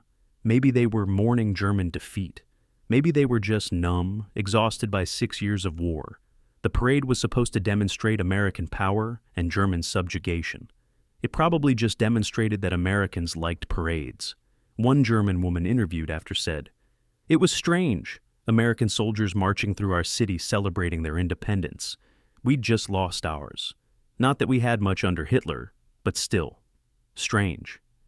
The interview was never published. Occupation authorities thought it sounded ungrateful. September 1st. The division learned they were not going to the Pacific. Rumors had circulated for months that European veterans would be sent to invade Japan. The soldiers dreaded it. They'd survived Europe. Asking them to fight in the Pacific felt like tempting fate twice. But the atomic bombs dropped on Hiroshima and Nagasaki ended that war before the division could be transferred. Japan surrendered on August 15th. The war, the entire war, was over. Soldiers reacted with relief and emptiness. Relief that they wouldn't have to fight again. Emptiness because what now? They'd defined themselves as combat soldiers for years. Who were they in peacetime? One officer wrote, "We trained for war, fought in war, won the war. Now what? Go home and be accountants? The war was terrible, but at least it gave life meaning. Peace is pleasant but meaningless." That officer stayed in the army, fought in Korea. Retired as a colonel in 1968. He never found peacetime meaningful. The division's strength fell dramatically in summer and fall 1945. High Point soldiers rotated home. The division that had numbered 16,000 in May was 8,000 by November. Replacements arrived, but these were men who'd never seen combat. 19-year-olds who'd enlisted in spring 1945 and missed the entire war. They wore the Indianhead patch, but had no connection to what it meant. They hadn't earned it. Veterans treated them with barely concealed contempt. One veteran sergeant was overheard telling a new arrival, "That patch you're wearing was earned by men better than you'll ever be. Don't embarrass it." Harsh, unfair, but understandable. The veterans had paid in blood for the division's reputation. These new kids were freeloading on that reputation without paying the price. Occupation duties revealed aspects of German society that combat hadn't. The division administered denazification programs. German civilians had to fill out questionnaires. Were you a Nazi party member? Did you attend rallies? Did you know about concentration camps? The answers were universally predictable. No, no, no. Everyone claimed ignorance. Nobody had supported Hitler. Nobody had known about atrocities. Everyone had secretly resisted. The Americans were skeptical. But how do you prove what people knew or believed? Denazification became a bureaucratic process that caught the obvious war criminals and let everyone else slide. Imperfect justice. But what's the alternative? You can't execute an entire nation. You can't imprison millions. So you target the worst offenders and hope society gradually heals. The division soldiers weren't philosophers. They processed paperwork and moved on. November 1945. Division strength was down to 8,000. Personnel turnover meant 70% of combat veterans were gone. The division still existed as an organizational entity. Same name, same number, same patch. But the human beings within it were almost entirely different people. This raised a philosophical question. Was it still the same division? If you replace every soldier, is it the same unit? The Army said yes. Divisions are institutions, not people. Institutions persist while people come and go. But veterans disagreed. To them, the division died as its members died or left. What remained was a hollow organization wearing the division's name. One veteran, decades later, refused to attend division reunions after 1950. He said, "That's not my division anymore. My division ended when the war ended. Everyone else is just pretending." He had a point. Discipline problems increased in late 1945. AWOL rates spiked 400%. Black market activity was widespread. Fraternization with German women, technically forbidden, was universal.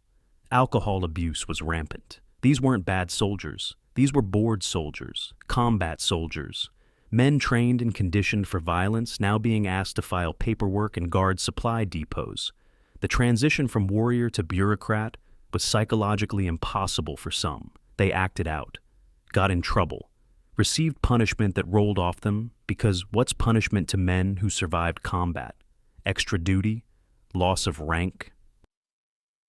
These meant nothing to men who'd faced death daily for months.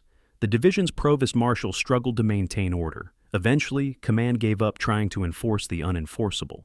They looked the other way on minor offenses and punished only the serious ones. Pragmatic, realistic, imperfect.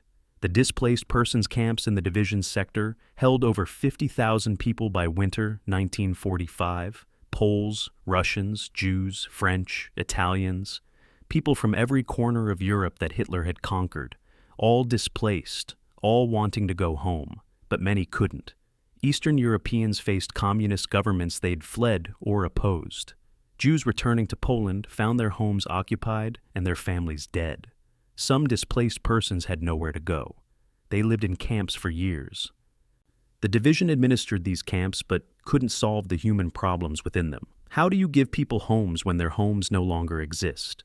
How do you reunite families when families are dead? The camps were temporary solutions to permanent problems. The division did its best, fed people, provided medical care, maintained order. But fundamentally, occupation forces couldn't heal the wounds the war created. Those wounds were too deep. By December 1945, the 2nd Infantry Division was engaged in occupation and administration. Important work, necessary work, but fundamentally different from combat. The soldiers who'd landed at Omaha Beach on June 7, 1944 were mostly gone. The soldiers who'd held Elsenborn Ridge had rotated home or been transferred. The division continued to exist. Would continue to exist. Would be reactivated for Korea in 5 years. Would serve in Europe throughout the Cold War. Would deploy to Iraq in 2003. The institution was immortal, but the men of World War II were not. They aged, they left, they died. The division they'd built continued without them. That's how institutions work. They're bigger than any individual, stronger than any generation. The 2nd Infantry Division of 1945 was becoming the 2nd Infantry Division of 1946. Different people, same mission, different war ahead. The transition was inevitable, but the veterans who'd fought through Europe would always consider their division, their war, their sacrifice to be the real 2nd Infantry Division. Everything after was just an echo. 1994. Omaha Beach, Normandy. The 50th anniversary of D-Day. 140 veterans of the 2nd Infantry Division gathered at the American Cemetery above the beach. They were in their 70s now. Gray hair, canes, some in wheelchairs. They looked nothing like the young men who'd run off landing craft 50 years ago. They'd come to remember, to honor the dead, to bear witness one more time before age silenced them forever. The cemetery held 9,700 American dead, white crosses and stars in perfect rows. Some were men from the 2nd Division. Most were from other units, but all had died on French soil far from home. The veterans walked slowly through the graves, reading names, touching marble, remembering faces they had tried to forget. One veteran, tears streaming, said to his grandson, "They didn't die for territory or politics. They died because we asked them to, and they did it anyway. That's the only reason we're standing here free." The 2nd Infantry Division's final accounting for World War II is written in numbers that fail to capture human cost. Total casualties June 1944 through May 1945, 20,097. 3,031 killed in action, 12,785 wounded, 457 missing, 3,824 psychiatric evacuations, 20,000 casualties from a division that never numbered more than 16,000. The mathematics reveal a terrible truth. The division was destroyed and rebuilt multiple times during 11 months of combat. Every soldier was a casualty or a replacement for a casualty. The institutional continuity that made them the 2nd Infantry Division was maintained by constantly feeding new bodies into a structure that chewed them up and kept going. Days in combat, 303. The 2nd Division fought longer than all but a handful of divisions in the European theater. The 1st Infantry Division fought longer. The 3rd Infantry Division fought longer. The 4th Infantry Division fought similarly long.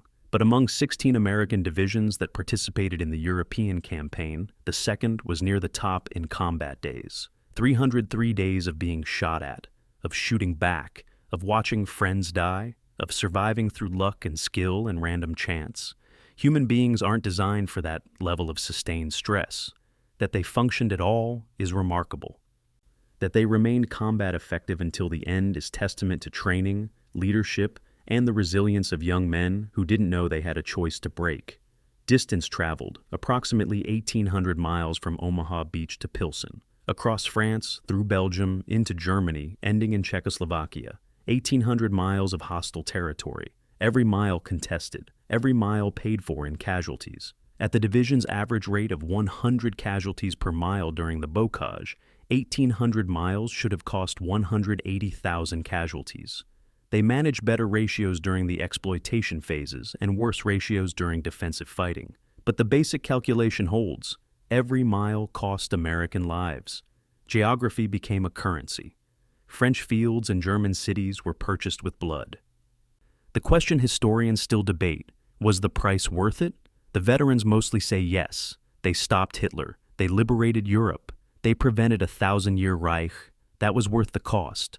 But they say it while looking at gravestones. They know exactly what the cost was. Medals of Honor, 7. Awarded to soldiers of the 2nd Division for extraordinary valor in combat. Sergeant Walter Ehlers at Hill, 192. Staff Sergeant Francis Curry at Malmedy during the Bulge. Private First Class Francis McGraw near Schevenhude. Technical Sergeant Russell Dunham at Kaiserberg. Staff Sergeant Junior Van Noy near Ruhrdorf. Private Melvin Biddle near Soy. Private John Minnick near Feucht. 7 men who performed acts of heroism that exceeded normal expectations of duty. Some survived to receive their medals. Others received them posthumously. The Medal of Honor is the highest American military decoration. It's also one of the rarest. 7 recipients from one division in one war represents a concentration of extraordinary valor. What it really represents is extraordinary need. The division fought in situations desperate enough that extraordinary valor was necessary for survival. Presidential Unit Citations, 2. Awarded to the division as a whole for extraordinary performance. 1 for Hill, 192. 1 for Elsenborn Ridge. These citations recognize collective achievement rather than individual heroism. Every soldier in the division at those times wears the citation as part of their permanent record. The citations say, "This unit, as a unit, performed beyond normal standards. The reality is more complicated. Units don't perform." Individuals within units perform, some heroically, some adequately, some poorly. But the fiction of unit performance serves a purpose. It creates shared identity. It says, you were part of something larger than yourself. Your contribution mattered. Whether you carried ammunition or fired a rifle or cooked food, you contributed to victory. The fiction becomes truth through belief. The 2nd Division believed they were an elite unit. That belief made them one. Comparative analysis is unavoidable. How does the 2nd Division rank among American divisions in Europe? The metrics vary: total casualties, second or third highest depending on whether you count psychiatric evacuations.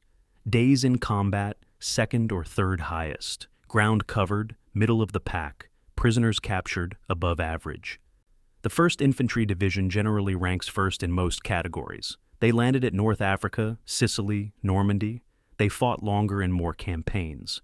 But the 2nd Division had higher casualty rates in specific battles. Hill 192 cost more per day than most 1st Division battles.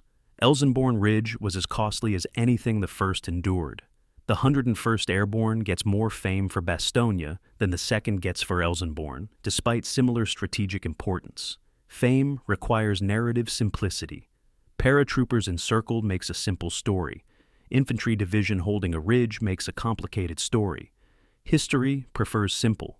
Veterans' outcomes varied wildly. Some returned to normal lives, got jobs, raised families, rarely spoke of the war. Others never adjusted, struggled with employment. Suffered from what we now call PTSD, self-medicated with alcohol, died young from stress-related illnesses. VA records show 2nd Division veterans filed service-connected disability claims at twice the rate of non-combat veterans. Physical disabilities from wounds, psychological disabilities from trauma. The war's costs extended decades beyond 1945. A veteran who lost his leg at Hill 192 in 1944 was still being treated for complications in 1994. 50 years. The wound that occurred in one day created 50 years of consequences. Multiply that by 20,000 casualties, and you begin to understand the true cost. Not just the battles, but the aftermath, the lifetime of aftermath.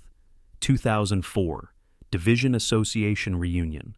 43 veterans attended. Average age, 81. They gathered in a hotel in Kansas City, shared stories, looked at photographs, honored dead comrades. The youngest, a replacement who joined the division in April 1945, was 78. The oldest, an original member who had activated with the division in 1940, was 84. They were old men now, retired, some widowed, some still married. All aware this might be their last reunion. The 2nd Division still existed, was deployed to Korea, then Germany, then Korea again, then Iraq. But these veterans didn't recognize the modern division. Different people, different equipment, different world. To them, the real 2nd Infantry Division died in 1945. What continued was just an organization using their name. One veteran said, "We were the division. We bled for it, died for it. It was ours.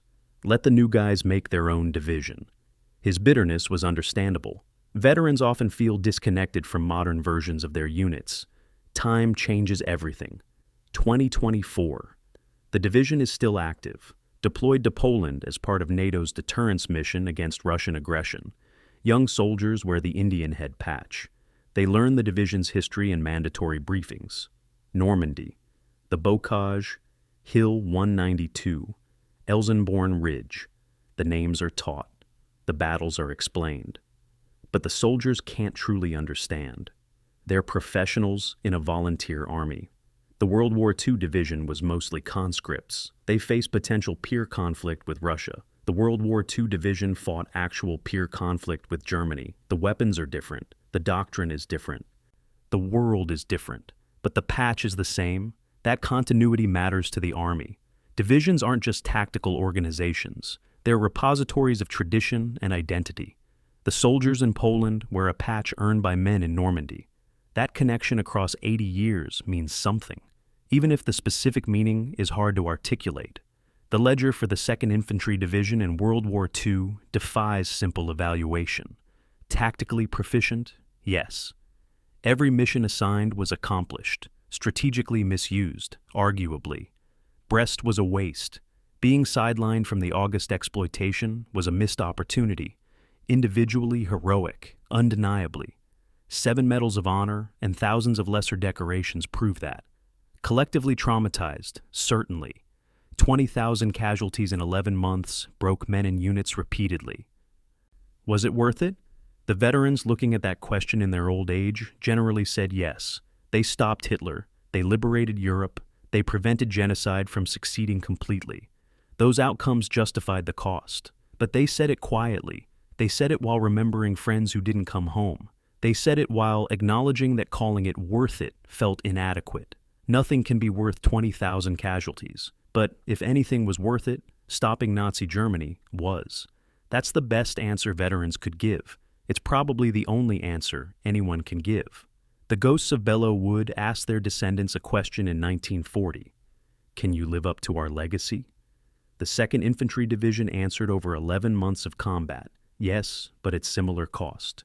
20,000 casualties in World War I. 20,000 in World War II. The mathematics of sacrifice remained constant across wars. The Indianhead patch demanded blood. Each generation paid. The division proved its worth by proving it was willing to die. That's a terrible standard of measurement, but it's the only one warfare provides. Unit effectiveness is measured in missions accomplished and casualties accepted. The 2nd accomplished all missions. They accepted all casualties necessary to accomplish them. By that ruthless calculus, they were a successful division. But success in war is always purchased with tragedy. The 20,000 casualties were sons, brothers, husbands, fathers. Their families paid a price that statistics can't capture. The division's success was their loss. Both statements are true and incompatible. The final question: what did the 2nd Infantry Division's service in World War II mean? To the soldiers, it meant survival or death. To their families, it meant pride or grief. To the Army, it meant a reliable unit that could be counted on. To historians, it means a competent division that participated in major campaigns without being central to the war's narrative. To America, it means one among many divisions that collectively won the war. All these meanings are true. None fully captures the experience. The veterans knew this. That's why most didn't talk about the war. Not because of trauma, though trauma was real, but because words fail. How do you explain Hill 192 to someone who wasn't there? How do you describe Elsenborn, or Helmbrechts, or the Bocage? You can't. Language is inadequate. So veterans stayed silent and let historians write narratives that were accurate but incomplete. The 2nd Infantry Division in World War II was all of these things: tactically proficient, strategically misused, individually heroic, collectively traumatized, reliable, unspectacular, successful, broken, victorious. The contradictions don't resolve. They coexist. That's the truth of war. It contains multitudes. The 2nd Infantry Division contained 20,000 casualties and 11 months of combat and 7 medals of honor and occupation duties and liberation of concentration camps, and all of it was true all at once. The ledger is complex, but the bottom line is simple. They did their job. They won their war. They paid the price. That's all we can ask of any generation. It's more than we should ever ask. But we asked anyway. And they delivered.